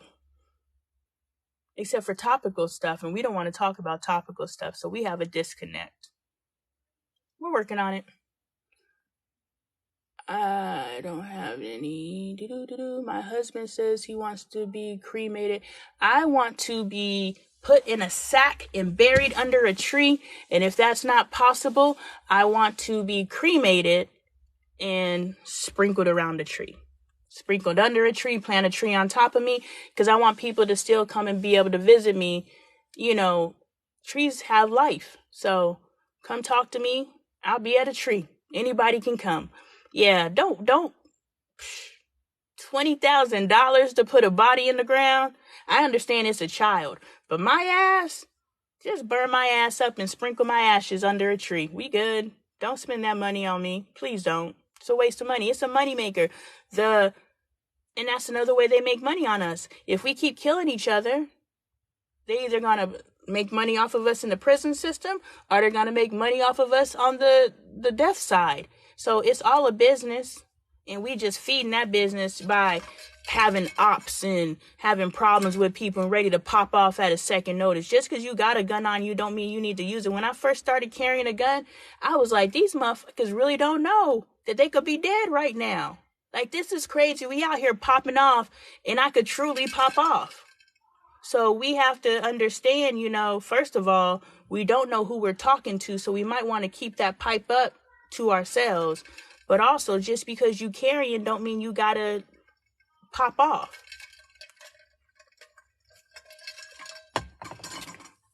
I just don't want to know or think about it, but wherever I am, I hope my kids can keep me close. I know we don't want to think about those things in our community. We don't talk about those things. But please know that a large part of the financial deficit that we see within our community is because we're not prepared. So I know we don't want to talk about these things. When I was like, Dre, you need to get life insurance. What, you trying to kill me? You think I'm going to die? No, nigga, we just need life insurance. So we have something to leave our children. So that when you die, I'm not sitting here like, because he's the primary breadwinner right now. So if he goes, we're fucked. So why would you want to leave your family like that? Why wouldn't you want to, for a small fee a month? And I know there's different types of life insurance advantages for you to get, so I'm not going to advise in that because that's not my field of industry. But I know there are some life insurance policies out there where you can start building retirement funds and things like that with it while you pay into it. But at the end of the day, when you go, you want to leave your children something besides debt. So go and get you a policy. I know you don't want to talk about it. Go and start getting okay with those conversations so that you can get your children okay. Do you want your child to suffer? That's another one of those uncomfortable conversations where you're just like, I don't want to have that conversation because it makes me uncomfortable. But by not having that conversation, now when you're gone and your children have all these questions that they could have asked you while you were here, now they can't, and now they're suffering. So I think that self-protection of I'm not comfortable with that, but I need my kids to be comfortable. So I'm going to be a little uncomfortable when having a conversation about a topic that we're all going to die. That's the one guarantee. So let me prepare my children for it. Be right back, making an appointment.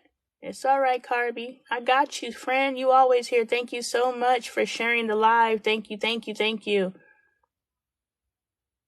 Oh, thank you. I'm so happy it was muted. Yeah, I told you I got in those kids' ass. They got to know me up close and personal. I don't want you guys to get to know me up close and personal too early. Just a little bit.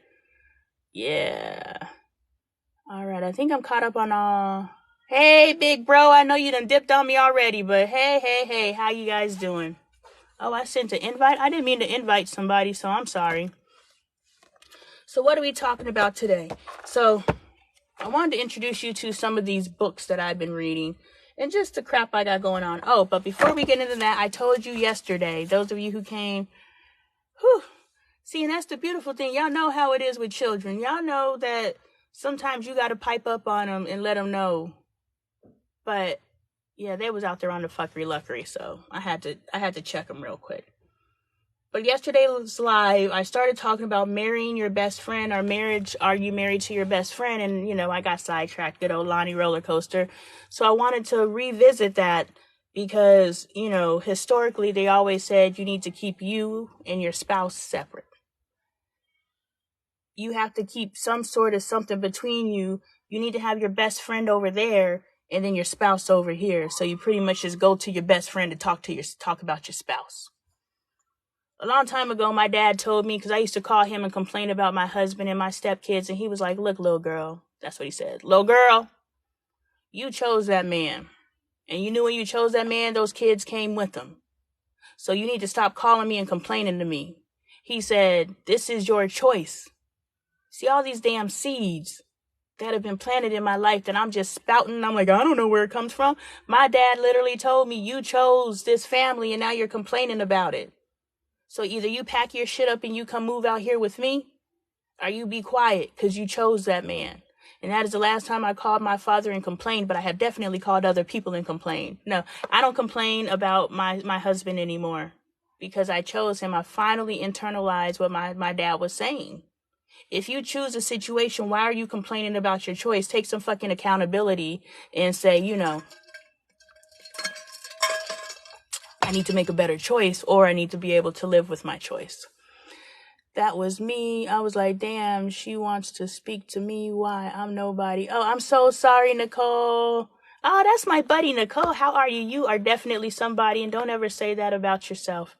Don't say that about yourself. Because the words that we speak to ourselves, we internalize. I am finally figuring out who the fuck I am. And initially, when I started figuring out, and I started recording these videos because, my content is based on my evolution. And so as I go through these different evolutions, like when I was talking about the financial stuff, I was like, bitch, you harping, stop talking about this. I was like, but I'm talking about my life. How can I not talk about what I'm going through? This is my life. I could go talk about fabricated stuff, and now I'm starting to make stuff up, and now this isn't fun because I'm trying to go find something to talk about instead of talking about my life. And then when I started coming into my knowing of who I am, oh, and something so cool happened yesterday, y'all. Yesterday. I was going to say something, but I stumbled. Something so cool happened yesterday, y'all, is what I wanted to say. I was walking up to the school for the Meet the Teacher night, and one of the little kids walked past me. He's like, I know you from TikTok. I was like, but I discounted it because it was one of my daughter's friends. And I was like, did you tell him about our content? She was like, no. I was like, oh, okay. But we always discount those types of things because we're like, well, that's my kid's friend. That's how they saw me on TikTok.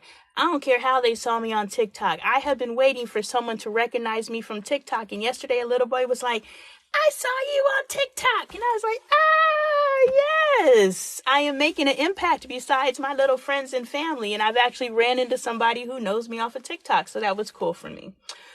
But historically, they tell us, hold on, I'm in the middle of something. So let me just read these real quick. Girl, I know how it is with children. I was nobody. I got checked the same way by my older client. Good. You were surrounded by people who uplift you. I don't care. Surround yourself with people that rise you. We're all in like a cup in a boat. And you want to surround yourself and you want to be in the boat with people that fill it up with water. Not fill the boat up with water. They're filling the cup up with water so that we all can rise together. And that's what this community is. We are all rising together. Nobody is taking the water and putting it in the boat. The moment we see somebody taking water and put it in the boat, we disassociate. Man, I can't wait till I could be able to straighten my finger and do a peace sign. Boom. We disassociate with people who are putting water in our boats. You're right. I actually hurt my own feelings the other day when I made a mistake. You know what, sis? You know what you need in your life? You need what's the best that can happen. Available at LoneeTaylorArt.com. This here book is going to teach you how to stop all that negative self-speak. And it's going to teach you how to love yourself and start the work to getting to know who the fuck you are. I'm actually going to read this book. I wrote this book in 2013. I'm going to start reading it and start filming a series of videos on my lessons. I'm going to actually use the tips out of this book. And the crazy thing is, even though my language was different, the principles are still the same. The stuff that I teach today are in this book. So yeah, you're definitely somebody and you need to know who you are and you need to walk in your strength. Because whatever it is that you came to this earth to do, only you know, you have to know that you are somebody in order to do it. If you don't know who you are, then you're not going to be able to get to the work of you. And I think you deserve to get to the work of you. And the start of that is you knowing who the fuck you are.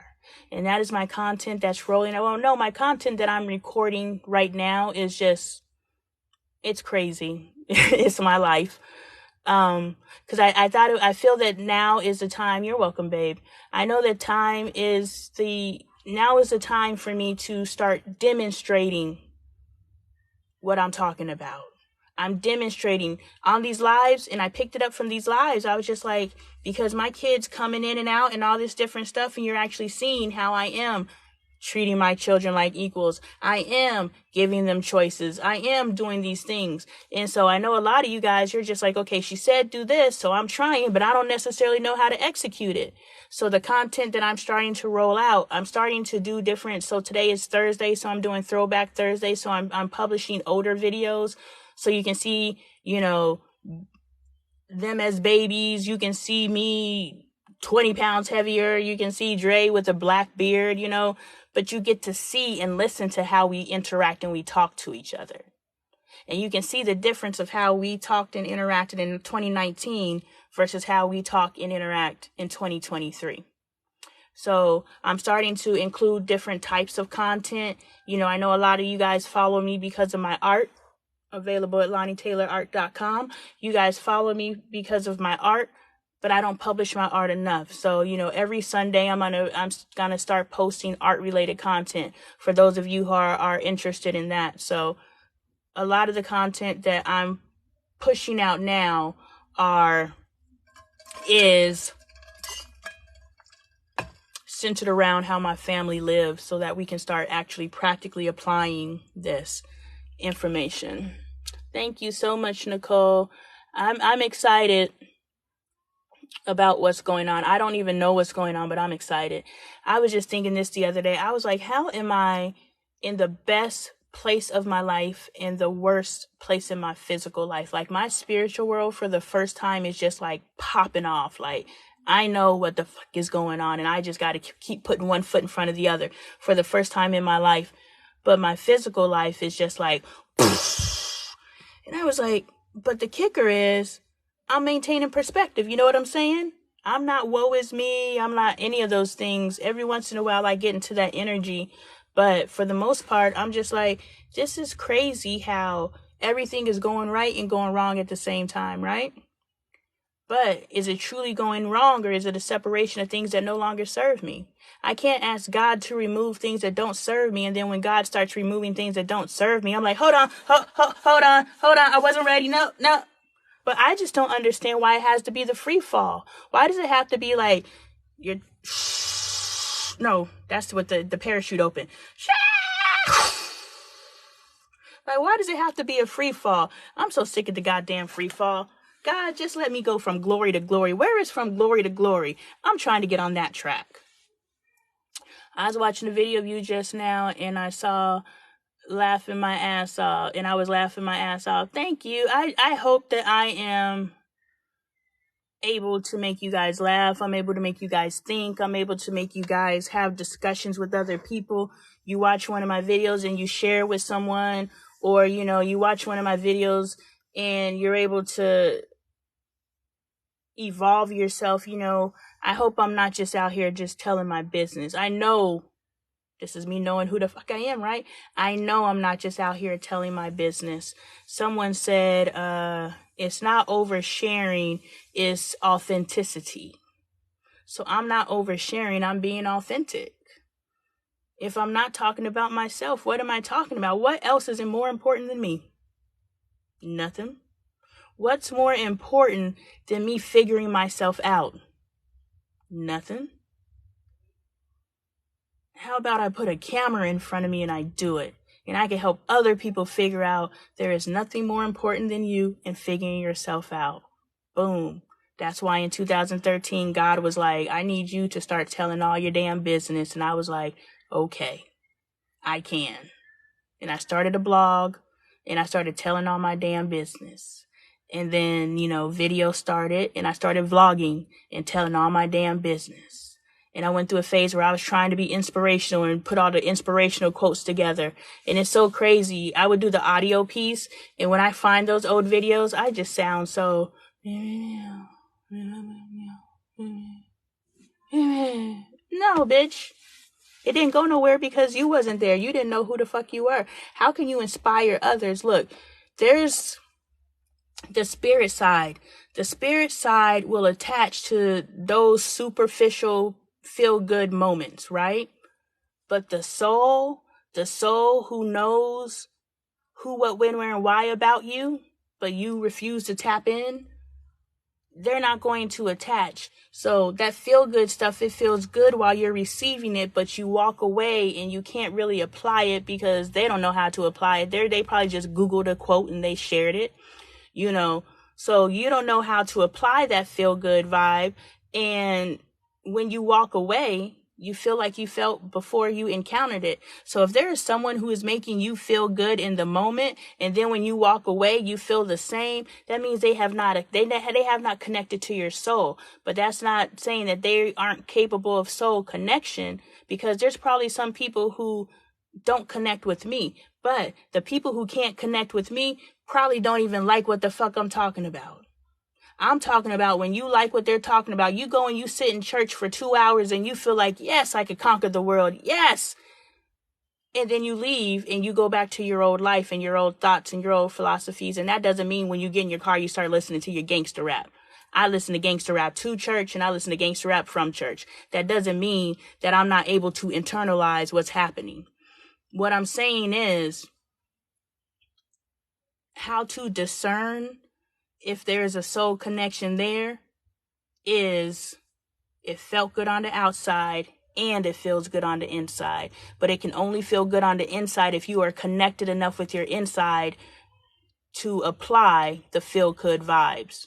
So it is my hope that I feel good on the outside, and when you walk away from one of my videos, you still feel good because now you can apply the feel good vibes to your life. So that is my hope. You are welcome. Thank you. I appreciate that you enjoy our content. I really do. I do it for me, but I do it for you guys. I live my life out loud. We are community. So if I'm not helping your boat rise, then I don't get fed. You know what I'm saying? So your feedback feeds me. I appreciate it. Your hearts, your gifts, your tips in my tip jar if I fed you. You're purchasing my merch if you like my merch. You staying on the live, you know, even if you put your phone down and walk away and put the bitch on mute. But you being one of my viewers, all of that feeds me. I show up every day for you. Why? Because you show up every day for me. You know, it's good how you and your husband are on the same page. It's been a journey, friend. It took 5 months for him to wake up. 5 months of intense, right or wrong, I don't know if I'm doing it right or wrong, but intense, babe, let's go, babe, let's go, babe, let's go, babe, let's go. I am changing. No, you're not. I've been the same person for 48 years. Why are you trying to change me? There's nothing wrong with the way that I love you. There's nothing wrong with the way that I talk to you. And I'm like, I get it. But you're talking to me how you've talked to everybody.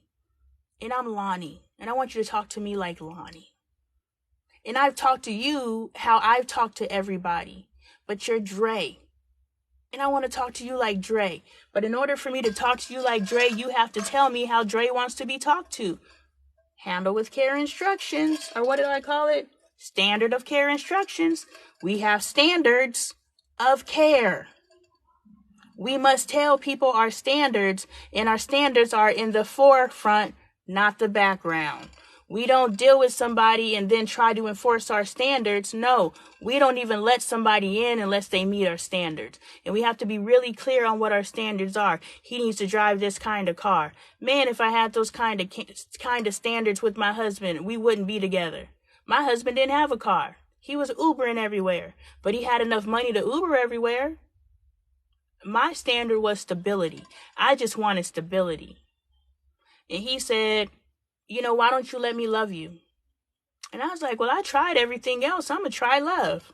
I never tried love before. And he actually taught me how to love myself. If me and my husband were to break up, or Lord forbid something happens to him, I will probably be single, because no one can do for me what my husband does for me. And what he does for me is just loving me, allowing me to be myself, allowing me to sit my ass in this closet and record lives while he goes out there and tries to figure out how to financially support this family during this down economy. He allows me to have this vision. I'm like, babe, I know you want me to go out and get a job, but Spirit keeps telling me, keep pushing this content. Spirit keeps telling me, keep doing this, because this is our way out. And he's like, man, whatever. I need to see it to believe it. I'm trying. But, you know, I got my 16th sale on my store. My store has been around for over a year. And I got my 16th sale. I have 100 and something visits, 168 visits to my website, which means of the thousands of people that I impact, of the thousands of people whose lives I am touching daily, only 168 of those people saw enough value in me to even go see what the hell I'm talking about. And I try not to pay attention to the numbers, but I'm like, damn, y'all ain't even giving me a chance. Meanwhile, y'all on Amazon every day. Y'all buy clothes every day, but y'all can't get a Lonee Taylor art shirt until somebody tells you to do it. When it pops and when it hits and everybody's like, dang, you see that Lonee Taylor art? Hold on. Come down here, shirt. Come down here, shirt. Oh, I gotta go up there to get it to come down. I gotta go halfway. I gotta meet my shirt halfway. Boom. When it becomes cool to have that logo on the inside of your clothes, then people gonna pay me attention.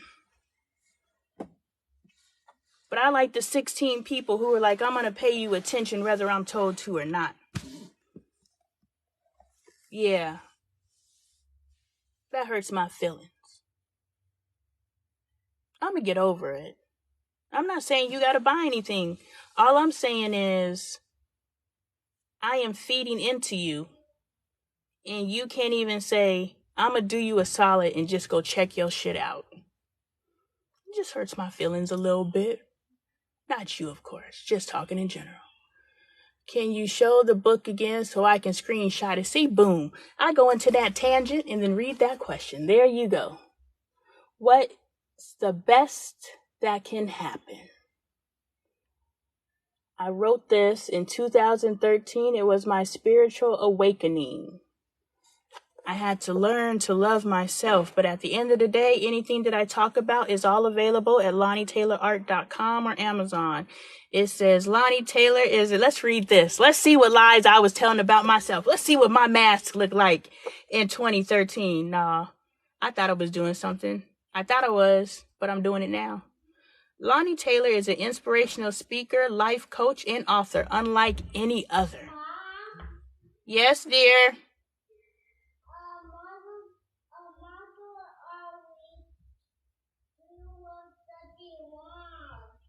Okay.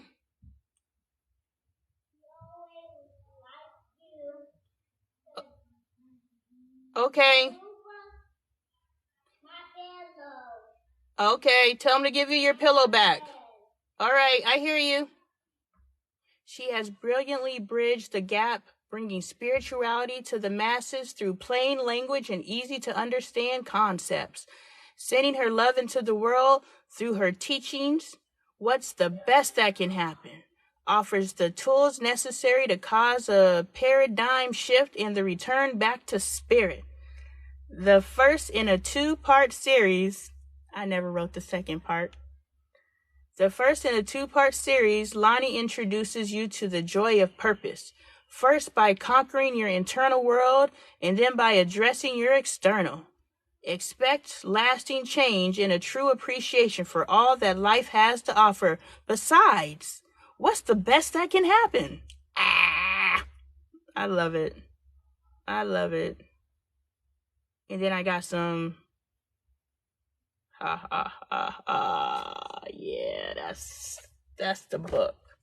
That's funny. I like what I said on the back of that. Let's see, girl, I said the same, for real. I was just checking out your store tomorrow. I'm going to buy the book and a pillow for my daughter. Yes, I appreciate it. Yes, one of my pillows, they're so cute. This is brown sugar. Yes, on both sides. Some of them don't have words. And this is Andy. Yes, and these are all original paintings that I did. I'm a woodworker, those of you who aren't familiar with me. And so I carved this out of wood, and then I put the photo on my art. It's pretty dope. Yes, your daughter's going to love your pillow. And it's so funny. Oh, well, I so appreciate you for purchasing my book. You just gave me so much hope for my husband. You know what? If he's willing to do the work, question, how do you find time for your art? How do you keep it your personal space, artist mom? Okay. First, your husband. If he has a teachable spirit. Second, if he has a teachable spirit and you're like, you're not doing the work, and he's like, I'm doing the work, go on a vacation. Get 3 days out of your normal space. You ain't got to do nothing extreme like going to Jamaica.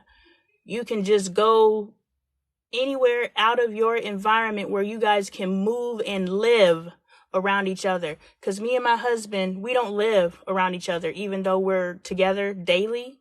He comes home, we say our little boop, boop, boop to each other. He does his Peloton work, and then he goes to bed. He watches his CNN or whatever he's doing, and he goes to bed. We have occasional conversations, but none of those conversations are about or are in a space where he can show me his evolution. Also, with the children, he's fighting progress because I'm telling him what he's doing is wrong. Now, who am I to say what's right or wrong? I just know that talking to your kids like they're stupid ain't right. And I'm not saying that the way that I said it was right. I'm just saying, I was constantly correcting him. And he was like, I'm tired of you always correcting me. And I was like, I know. But do you really think you need to be calling your kid a little nigga? Like, do you think does that feel good to you? Probably doesn't feel good to them either. And so, and these are just examples. I don't know what he would say to the kids, but it wasn't stuff that was feel good. Why can't you do right? Instead of what do you need to do to be okay? Same thing. One's uplifting and one's tearing them down. One's teaching them self-love and empowering them, and one is teaching them to think that they can't do shit right. And I can't get it right, so why try? So we just got to be mindful of how we say the things that we say and the energy. We could say the exact same thing, but the energy is very important. And so you and your husband, just go somewhere for 3 days. I say 3 days because that gives you enough time to live with him and commune with him and watch him and see if he's actually changing or if he's the same person he was before. If he's the same person he was before, then he potentially doesn't have a teachable spirit. But if you see just of change, acknowledge it and let him know, I see you, babe. I see your work, and you are so sexy to me right now. All they want to do is to be sexy and touch him more. I realize I don't touch my husband enough. I watched that homosexual thing, HOMI-sexual. I watched that video and I was like, damn, I don't touch my husband enough. He is touch deprived, just like I'm touch deprived, but I don't want to be touched, but he wants to be touched. So I make a point to touch my husband more. I make a point to hug my children more. I make a point to be more physically available to my family. Even though it has been, I'm not uncomfortable with it anymore because my spirit desired to be more available to my children. Now my soul came about and was like, hey, let's do work. So now they lined up. And now before my skin would crawl when people would touch me because I hated being touched. I'm hungry. If y'all hear my stomach growling, I'm sorry. I ate a banana. Man, they went to the grocery store yesterday and they bought all this junk. And I'm like, how did that make it into this house? I thought we were done with that. And Mike was like, I got you some nerds. I was like, pure sugar, huh? I know that you're thinking that's a treat for me. And in the past, it would have been. But you know that I don't eat sugar anymore, and that's my kryptonite, and you just gonna bring me a box of nerds for my reward, huh? So he has to update his script and understand that mommy doesn't eat sugar anymore. But of course I didn't throw the box away. I was like, I eat a nerd every now and then, just a little sugar on my tongue. And so, get away with your husband. Now, when do I find time for art? I'm not doing art right now. I'm going to start opening up my commissions, but the price of my commissions now is $1,200. So I don't imagine I'll be doing too many art pieces at that price point right now, but whatever. Anyway, I just work. My husband has allowed me to do what I want to do. I have allowed my kids to raise themselves and run around. I just figured as long as I put the bumpers in place, they could run around. You know, they could do what they want to. I'm imparting into them and teaching them. But I realized yesterday, and that was the awakening that I had yesterday, my kids are out of control. All my kids have are, you know how they say you ain't got no home training? All my kids have is home training. And in that home training, there is zero structure. So yesterday I realized that, and I was like, damn, no, I actually got to sit here. I literally sat in the kitchen with Angel till 2 a.m. while she cleaned the kitchen. And every time she got distracted, I redirected her. I was like, she doesn't know how to self-correct because no one's ever taught her how to self-correct. We think, you need to self-correct, you need to self-correct. What does self-correction look like? Now I have to sit down and I have to teach you how to self-correct. And we're like, she's 11 years old. She should know better.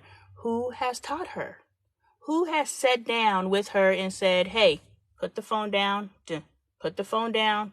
Get back, focus. No, don't sit down. Refocus. Go get done what you need to do.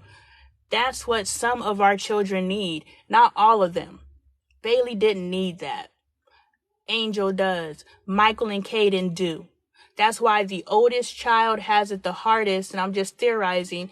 That's why the oldest child has it the hardest, because we have such high expectations. This is our first time being a parent, and we can't fuck it up.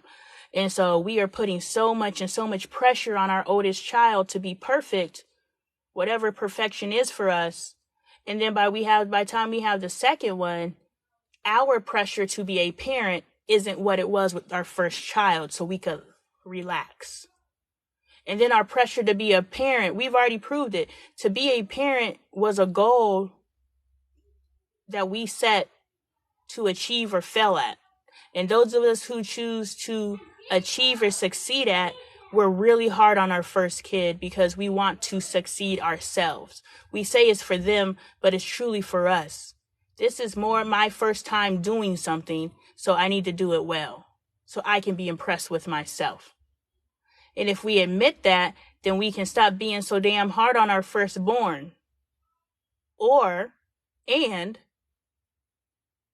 we can be harder on our second and our third and our fourth, or however many kids we have. We need to have higher expectations of excellence. But in that higher expectations of excellence, we're getting down on their level and we're figuring out what they need to be excellent. So that's why we're harder on our firstborn, and then by our secondborn, we don't have to prove to ourselves that we could be parents, so we lighten up. By our third one, we definitely don't have to prove to ourselves that we could be parents. Damn it, I've been a parent twice. This is my third time at it. I ain't got to prove shit to me. So we really let our third one do whatever the hell they want to. And by the fourth one, we're just like, shit, I'm just popping out babies by this point. Figure it out on your own. And I mean, these are extremes, but I'm just joking. But you get what I'm saying. And so I really have not been on hands-on, being as hands-on with my boys, and this is the revelation that I had. But I want to answer your question about art. I just been in the garage arting, and my kids in the house running around, and I'm out till 2, 3 in the morning, and my husband's in the bed sleeping by himself. And you know, he would express to me, he was like, I don't like going to bed alone. I was like, do you want me to earn money? Well, then I gotta work. But I could also take his feedback. Even though he yields and he goes to bed alone, that doesn't mean that I can't take into consideration that my husband has expressed his standard with care instructions. Now, if I want a happy home, then I need to adhere to his handle with care instructions. And sometimes I need to be available. So I made attempts, I faked it until I made it. He would come home and I would come in and I would sit down and talk to him for a few minutes, and then I would get back to work.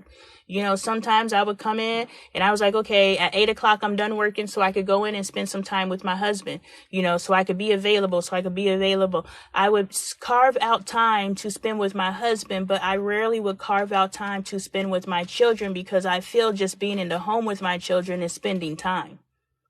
So now that I understand spending time isn't necessarily going out and doing something.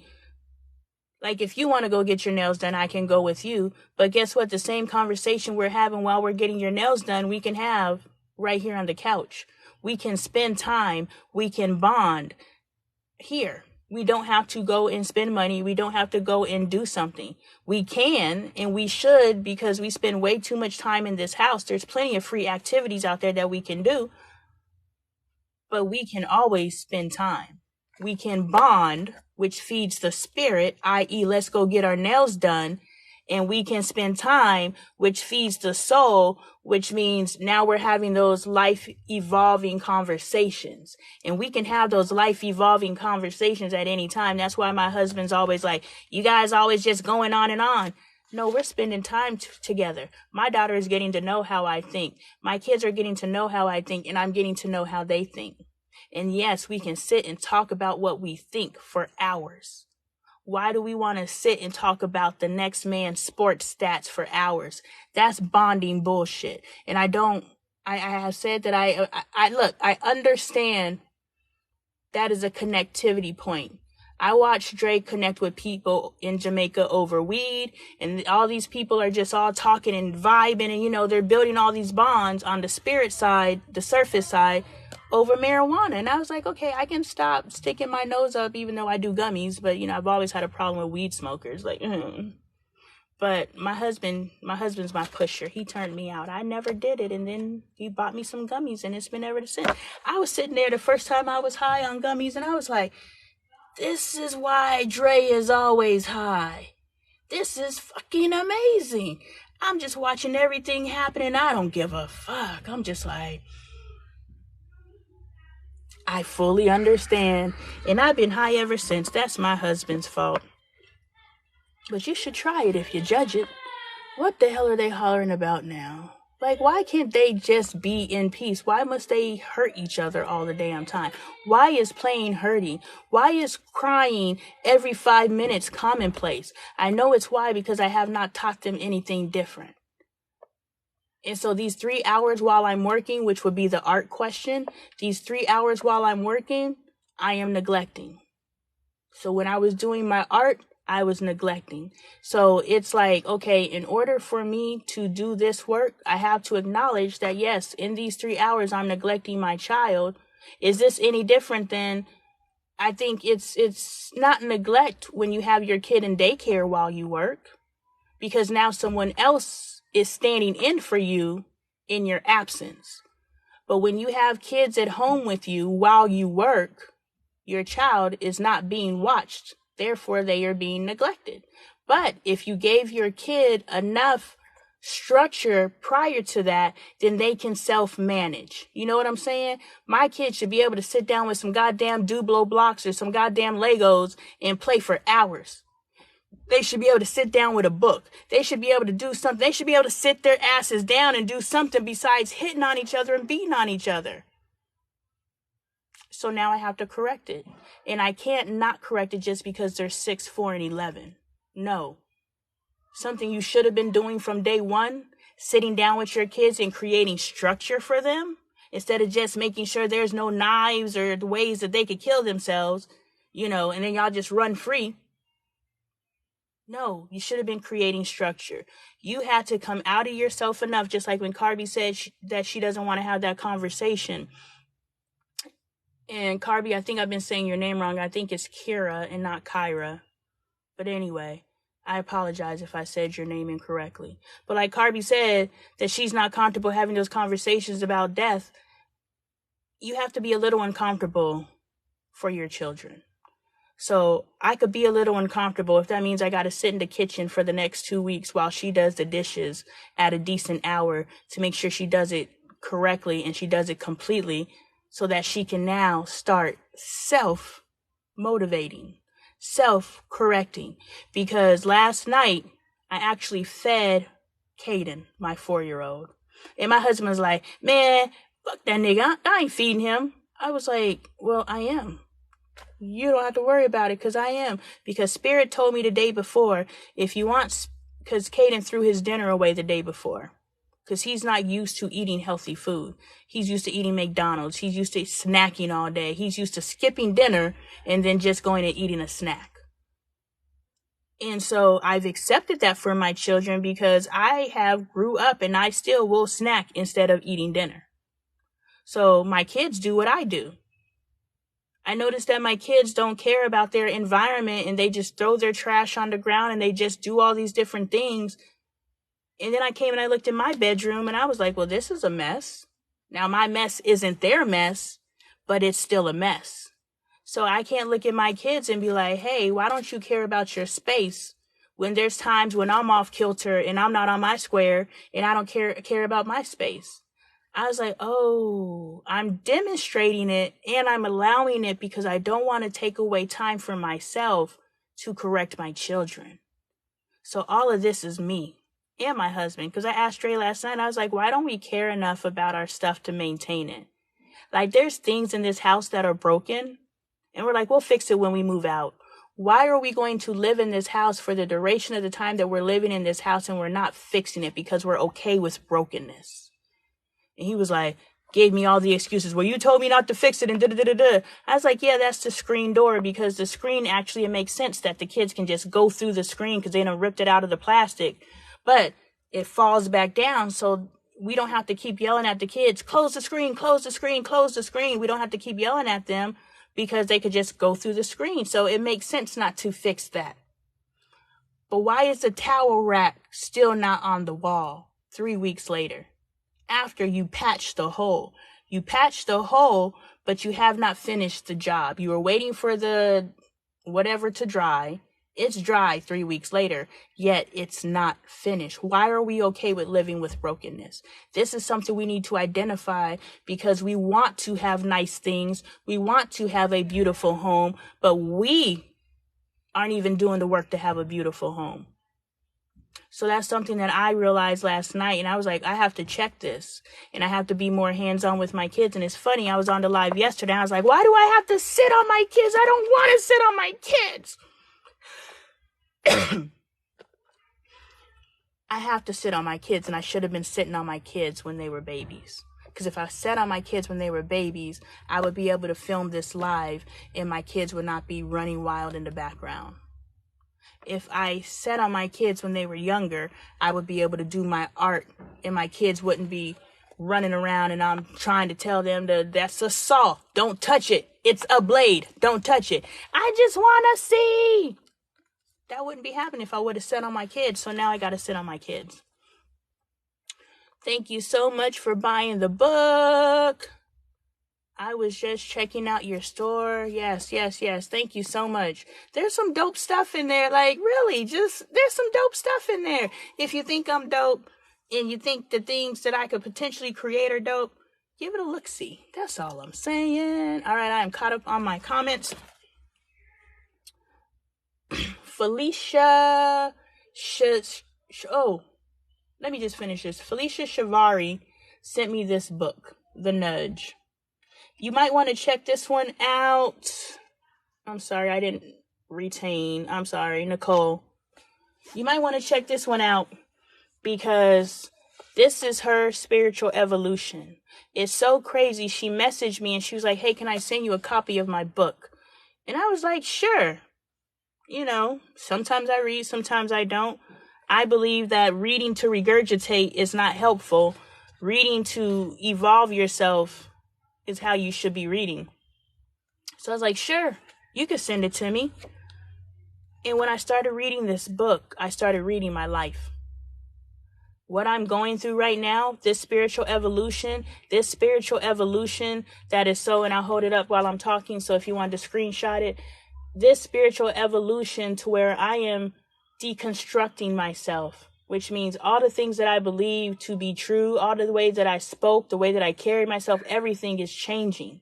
And this is something that happens to us all the time in life, but we don't recognize it. But I'm recognizing it and I'm pointing it out to you so you can recognize it. And if you don't believe it, go back to a video of me in December and listen to how I talked. Now come back to a video of me now and listen how I'm talking. You don't believe me? Go back to a video of me in December and look at me. And come to a video of me today and look at me today. And don't tell me I'm not a different person. We all go through physical and spiritual, emotional evolutions. They happen every 6-7 years. But we don't recognize it, and we think somebody's going through a midlife crisis, or we think that someone is changing. I'm telling you, I'm different. And we don't. So, but when she went through this evolution, she changed so much, and her husband was looking at her like, what the fuck is going on? And she didn't understand what was going on, so she couldn't explain it to him. And so he's suffering through her evolution, but she can't go backwards because she knows better than to turn around. She was like, we've been putting water in our boat all these years, and now I'm trying to ladle this shit out and correct the ship. And he's like, putting water in, so she's taking out and they're putting in, and at the same time. And she's like, look, you are hustling backwards. And if you are not willing to stop hustling backwards, but she didn't have enough awareness to tell him. The beautiful thing about this evolution is I recognize it and I know what it is. So I can communicate to my husband and let him know, hey, this is an evolution. We moving up. You moving up or no? Because we're not staying in the same place. This book, I read this book. I was like, I need to know what happens with this woman so I could, woo, Lord. This was me at the, hold up. Let me see how much information I can show y'all. That was me at the airport. When they took my picture for my passport, they were like, all right, we got to take a picture. I was like, that must be the resting bitch face Dre talks about. But I was reading this book like, ooh, tell me what's going to happen in my life. Not tell me what's going to happen in my life because I'm a completely different person, but tell me what's going to happen in your life so I know how to navigate my life, so I can avoid your pitfalls and use your lessons to teach me. My years of having a hard head and a soft behind, or my years of having a hard head and learning from my mistakes are behind me. I'm learning from y'all, and y'all should be learning from me, and I learned from her. So if you are going and you're doing the work and you're in a relationship, this is a good book to pick up. It's kind of her journal. So read it from the respect. Anything that you read to receive, don't read for judgment. Don't read for grammatical, whatever. Read from the perspective of what's in it for me. Read from the perspective of what's in it for me. I'm a writer, like I'm a communicator. So I'm going to communicate verbally. I'm going to communicate in written form. I'm going to communicate in all these ways. But grammar and sentence structure and all that other stuff, that's not my strong suit, and I couldn't afford an editor. But if you're reading for that, you're probably going to be disappointed. But if you're reading for what's in it for me, you're going to get exactly what you need. A young woman got on my live the other day, Afro, and I don't remember the rest, but she wrote this book, and I told her that I was going to buy it. And a lot of people say they're going to buy stuff and they never go through with it. I got off of that live. I took a screenshot of her name and then the screenshot of her book, and I was just like, I don't have the money to buy this book. The $14 that I would spend on this book, I could spend that to, buy my kids some pencils for school supplies. But then my integrity kicked in. I know, I'm not saying anything. I'm just speaking about myself, sis. I know, be a woman of your word. You have integrity. You rock with me. You wouldn't have any other way. Because I am with people that are rising boats, not ladling water in. But anyway, I got ready and I was just like, I'm not going to buy that book. I don't know that woman. She was just someone who hopped on my live who said she's an author and wrote a book. And I was just like, oh, I'll support you. But I was like, who are you? Are you someone who's going to say you're going to do something? Or are you someone who's going to say you're going to do something and do it? Who are you? So I self-checked and I self-corrected. And I pressed buy, even though I didn't necessarily have the resources to buy it. Because I know on the spiritual realm, I know I'm either leveling myself up, keeping myself stagnant, or walking myself back down the stairs.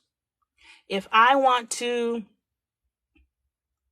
manifest something more than what I've manifested for myself, that means that I must maintain my integrity every opportunity I give or I get. So, I'm going to buy the book. And then when it comes time to buy the book, I don't have the money, all the different excuses. You said you're going to do something. You said you didn't. So now I just reversed all the work that I was going to do. I'm going to buy the book. And I sat there and I thought about it, and I oscillated between, should I buy the book? I don't really have the money to buy the book right now. I don't know this woman anyway. I mean, she just hopped on my live. I don't owe her nothing. That means I stood still on my stair. Universe was like, are we going to bring you closer to your goals, or you're gonna go further away from your goals while you decide you're standing still? Standing still is not as bad as reversing your direction, but standing still is delaying you from your blessing. And those of you who grew up in the church, everything that I'm saying has been probably said to you in a biblical way. We can delay our blessings. We can get in our own way. It's the same principles, but I'm saying it in a way that you could apply to your today practical life. That you can leave this life and be like, I'm going to be a person of integrity. Why? Because I'm trying to get to where the hell I want to go. True selfishness is selflessness. Available at LoneeTaylor.art, LoneeTaylorArt.com. The shirt that says, a lot of my sayings that I say are at the store. True selfishness is selflessness. In order for me to reach my goals, I got to do for someone else because I said that I was going to do it. I have to be a person of my word. But because I'm sitting here and trying to figure out if I'm going to keep my word, and I'm letting all my circumstances and everything, all my limitations come into play, I'm letting life come into play, I have delayed myself from getting to where I want to go. But I want to go. That's selfish. I'm trying to go there. So in order for me to go there, I must be a person of integrity. I must keep my word, and therefore I can be selfless and follow through with what I said I was going to do. So because I went back and forth for a little bit, I stopped on the stairs. But then I did what I said I was going to do, and I continued to rise. So that's why you be a person of integrity. That's why when you say you're going to do something, you do it. And that's not me trying to say anything for me. I'm just trying to feed y'all soul. And if you feel fed, send your girl a heart. I appreciate hearts, and hearts send my content out into the community so people know that we're here. I have to go, but that's right. Amen. Yes, I have to go, but I'll be shopping tomorrow. I appreciate you, Nicole. I know I'm almost out of here. I got 30 more minutes. I'm on here for 3 hours a day. From 12 p.m. Pacific Standard Time, Monday through Saturday. My life is a classroom, and I teach from the comments. So if you guys have some, but the thing is, if I go and I start teaching, you got to be around long enough for me to get to your answer, your question. So, you know, it may take some time, but I teach from the comments. I teach from my life. Here's another book. I met her on TikTok when the Black Girl Follow Train first kicked off. My first intentions were I'm going to find small business owners and I'm going to buy their stuff so that I can support them, because I believe, like, what does sister support look like? What does sister support look like? Well, I know we out here hustling, and I'm holding it up in case you're trying to do a screenshot. We're all out here trying to hustle and find our way.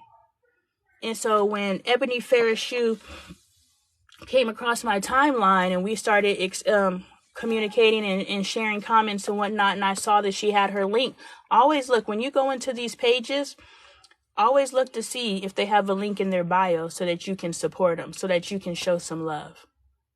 You know, because that's what sister support is. That's why my merch, sister support, because I'm really branding out sister support, because I want us to help each other rise. What does that look like? So I bought her book, and like I said, I'm not a big reader. I bought her book just to support her. And then when I read the first 50 pages, because I challenged myself, not because the book is a challenge, but because I don't read. I used to read. I used to have books everywhere. I used to aspire to have a library. Damn it. I don't know if you can see it. I got books. How many of those books have I actually read? I am a book collector. But I aspired at a point in time to read. But I realized I can learn just as much from this book. Well, not this book, this book. I'm saying if you like a steamy something, read this before you get it popping, whether individually or with somebody, you gonna get it. Yes. Ebony Ferrashuk. She did her job on this one. Very well developed characters, very well developed story, very spicy. Great book. But, you pick up these books and you start reading them. And I used to beat myself up because I couldn't finish a book. But now I understand whatever I needed from that book, I received within the amount of pages that I read. And the cool thing about my book is you can just pop in to wherever you need. Yes, there is a theme going on. And yes, just like I referenced yesterday's live, because I'm continuing a conversation from yesterday, and I promise I'm going to get about best friends and marriage. Because I'm continuing a conversation, you almost got to catch the previous day live to know what's going on in today's live. So, yes, there are stories that are going on that reflect back to the previous chapter, but you can read a chapter independently and get what you need. And so I met Ebony on here, and I bought her book just to support her, but you never know how you're being used in someone's life. Because I read the first 50 pages, I was like, I don't know if I could finish this whole book. I really want to finish this book. It's just finding the time to sit down and read. And then when I sit down and read, I fall asleep. I don't care how interesting it is. I'm just fucking exhausted. If I start moving, I fall asleep. And so I want to finish this book because it's a really good book. But I read the 50 pages so that I could do a review on it. And review the first 50 pages. It's really a good book. So if you're a reader and you like spicy, there you go. But I did the review and I tagged her. And then she did a reply video and she was like, man, my books haven't been selling. And I was ready to give up. And I woke up this morning and I had 2 videos. One was my video and one was another young lady's video. And those videos were what made her keep going. Those videos are made her continue to believe in herself, that made her continue to believe in her dream. So we never know what we're doing and how it impacts somebody. So if you see somebody out here doing something, it don't hurt you none to throw them a heart. It don't hurt you none to, type a little comment. I know that takes a little bit more effort. How much effort are you willing to, give to your sister? How much support are you going to give her? It don't hurt you none to share a link. It doesn't hurt you. And if you see someone out here doing their thing and you respect their hustle, it doesn't hurt you to put a tip in the jar. What's $5 to you? A Starbucks? It ain't even a Starbucks coffee. It ain't nothing to you to go check out some merch. And yeah, maybe I don't think I like that, but I think somebody will. So I'm going to purchase it so I can support them, because you don't know what you're doing for somebody. So the next day after I did my review and I tagged Ebony, and Ebony was like, damn, thank you. Because your review is what keeps me going. So that's the support of the community. Do you guys journal? Anybody out there journal? I love to journal. This year, when I had my awakening, I realized that I don't only need to journal from my perspective, my physical world perspective. This is what happened to me this day. I got on live and these are the things that I talked about. Yes, Patricia, thank you for still being there, sis. I don't only journal from this is what happened in my life now. Now I journal from the perspective of how has that impacted me? How has that elevated me? So not only am I able to download my day, but I'm also able to derive meaning. So my spirit, this is what happened in my life, i.e. Lonnie's experience. My soul, i.e. Inetta, what travels from lifetime to lifetime to soak up game. How can I apply it and derive meaning? And because I'm writing it down, I'm able to, collect my thoughts. Instead of sitting and reflecting on my day and allowing other things to distract me, I'm writing down, this is what my day was like, and this is the meaning. Today I got on live and Patricia stayed on my live for for a large amount of the time.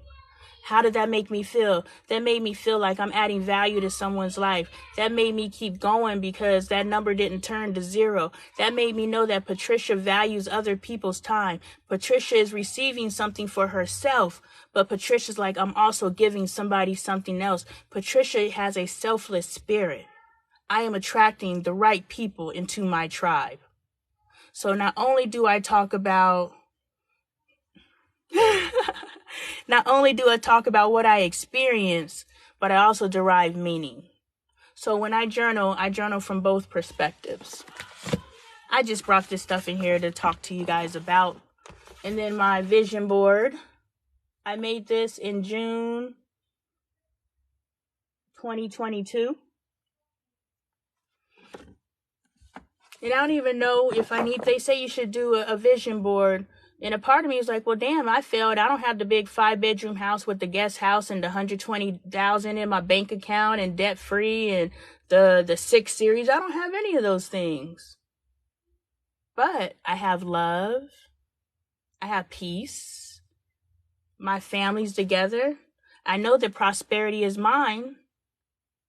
When I recorded that video, when I was like, this $1 represents the $1 billion that will be in my bank account one day, I meant that shit. If I find a penny, I know that's a penny of 1,000,000. Not just a penny. I know that is the universe's way of saying, hey, we're opening up the gates for you. You just got to do the work. So, no, I don't have art gallery showings yet, but that's not even my aspiration anymore. My art's going to do what my art does. My art really isn't for sale. I'll do commissions, but the pieces that I've done of celebrities, I'm holding on to that because I know one day that stuff is going to sell at Sotheby's. Not sell, auction at Sotheby's. So why would I ever give something that I know that's going to be worth several $100,000 one day away on temporary vision? My vision is huge. I can sell my art right now for $300 just because my family needs money. But I know once we get to where we're going, whatever God's plan is, and God told me what the plan was for my life when I was a child. And it's just my job to walk in it. But I know where God's taking me, my art is going to be worth way more than $300. So I'm not going to sell. I'm no longer selling myself short because I know who the fuck I am. And the moment we know who the fuck we are, we stop receiving less for ourselves. We start investing in ourselves and we start saying, please pay me attention. Please pick me. And we start saying, if you pay attention, that's your blessing. You ain't got to pick me. I pick myself. And that's not me being cocky. That's me knowing who I am. And once you come into your own space, you know who you are. And when you know who you are, the level of confidence that you're able to walk through this life. Somebody got on my live the other day and you're brave coming on here looking like that. Because I know who the fuck I am. I don't have to do all of these things to please the exterior world, because what I'm doing right now is pleasing my internal world. And if I start doing things to please the external world, I will stop pleasing myself, because what the external world desires is not what I desire. And it took me many years of getting clear on what I desire. It took me many years to figure out what makes Lonee tick. And as I figured out what makes Lonee tick, my circle got smaller and smaller and smaller. And now my circle only consists of the people that live in my house, a few select friends that I met on the internet, and you guys. You guys are a part of my circle. When I call you community, I mean that shit. When I call you family, I mean that shit. When I call you friend, when I call you sister, when I call you all those things, when I say that I love you, I mean that. Because you are feeding me. Why can't I look at you? Family has dogged me the fuck out. Can I have some family that feeds me?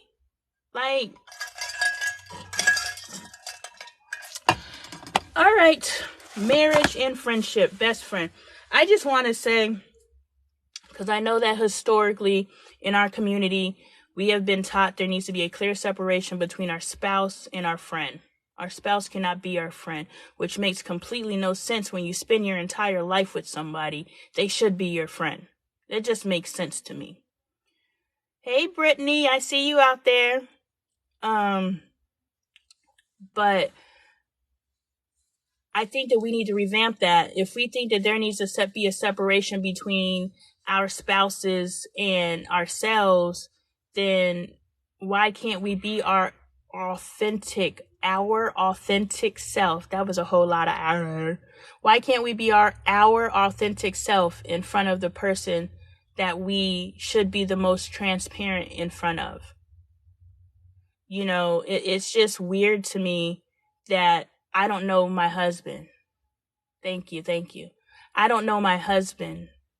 It's weird to me that I don't need to know every part of my husband. He pretty much knows me, every part of me, because as you can see, I tell my business to y'all, so clearly I tell it to him. But it's weird to me that there's still stuff that my husband is telling me about himself that I've never known, and not stuff about his life, his physical life, stuff about here. Why are you just now telling me? Well, just like last night, Angel finally told me, you know, I didn't say anything to you because I knew you were going to tell me was an excuse. I was like, damn. I left you so that you cannot communicate with me because you were afraid of my reaction. So my husband has not communicated with me because he believes that I'm either going to discount what he says, I'm going to talk over, you know, whatever it is. Now, when I tell a story and I start giving examples of discounting, talking over, these aren't necessarily things that I do to my husband, but these are things that we do in our relationship. In relationships. And so, you know, my husband hasn't opened up and disclosed to me because he hasn't felt comfortable enough, which means there's work that I need to do to make sure that my husband feels safe and comfortable with me. Because, you know, my husband, well, shit, all my family knows if they say something to me, it may end up in a video. All my friends know if they say something to me, it may end up in a video. Everybody who fucks with Lonnie knows if I write her, if I talk to her, if I communicate with her in any kind of way, it may end up in a video. Now, what you do understand about me is I don't change names. I just leave names out unless I'm showing love. Unless I'm on there, I'm like, yeah, I was on my live today and Brittany came in and she showed me love. She liked my live and she gave me a rose. I'm giving you your flowers. And so I will say your name. But if I'm talking about a situation where something happened and there's a learning opportunity, I can make a story up or I can talk about some real life stuff. When I'm making something up, you know, it may or may not have, you know, hey, Vaughn, it may or may not have what's necessary. Vaughn, you always join right when I'm about to get off. But if I'm telling something from a real situation, guaranteed there's somebody out there who has lived it. And if I can come up with the solution, I can help somebody else figure it out.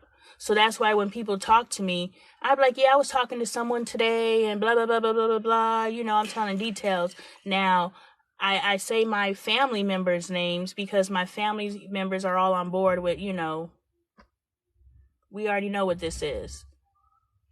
Now, the only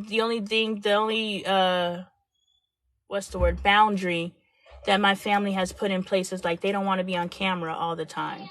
I'm allowed to capture their audio, but they don't want me to capture their video. So that's why you'll see me having conversations with my family and the camera's on me and they're talking so you can hear their voice because they're like, I don't want to be filmed all the time.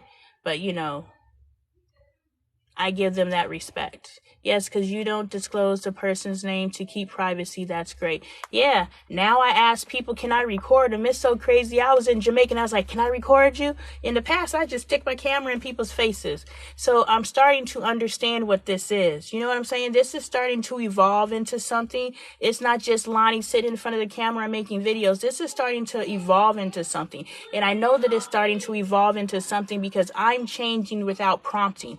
No one said you need to start asking people permission. No one criticized me and said you need to start asking people for permission to record them. I just was like, I need to start asking people for permission to record them.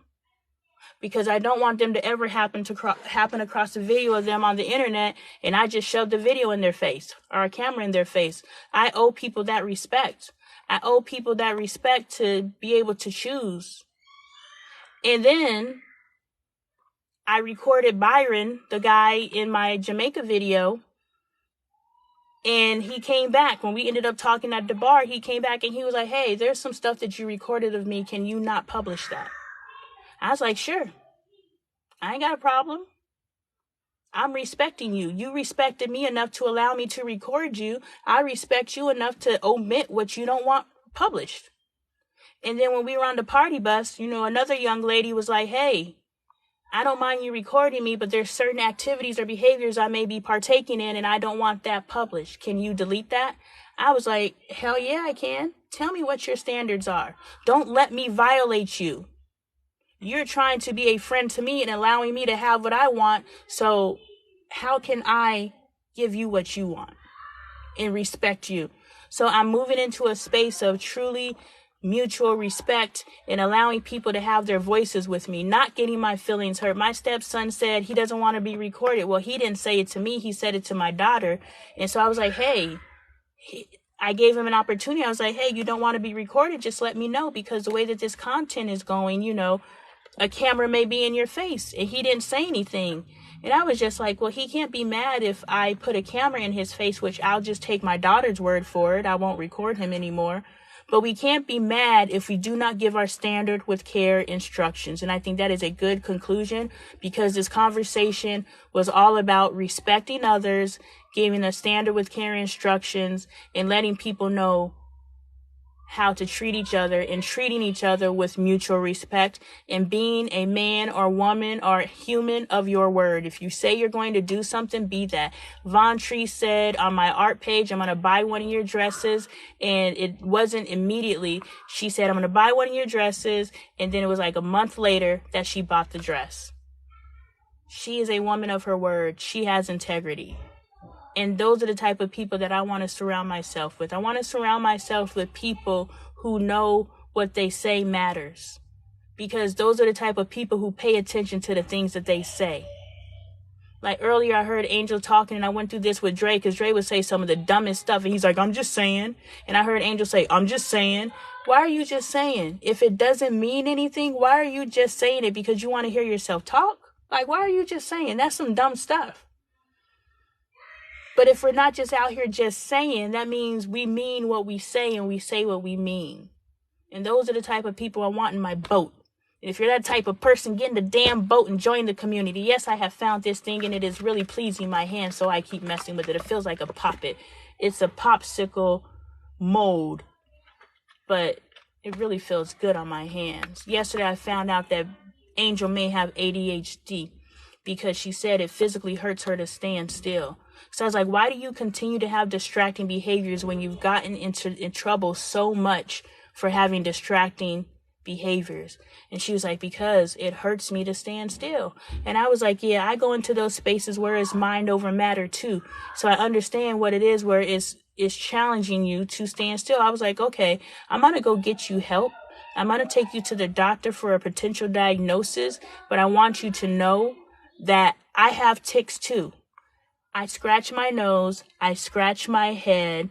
In some of my videos, I'm just rubbing my leg. I'm rubbing something. I'm either rubbing my hand, I'm rubbing something. I was like, so I constantly have to move too. But I'm not distracting behavior where I'm scratching the skin off my face, and I'm not pop locking while you're talking to me and doing stuff like that. So I was like, yes, we can go get the medication if that is where this goes. Like, why is someone crying to the degree that, like, why are they hurting each other? It's just dumb anyway. I was like, we can't use the medication as an excuse to control ourselves.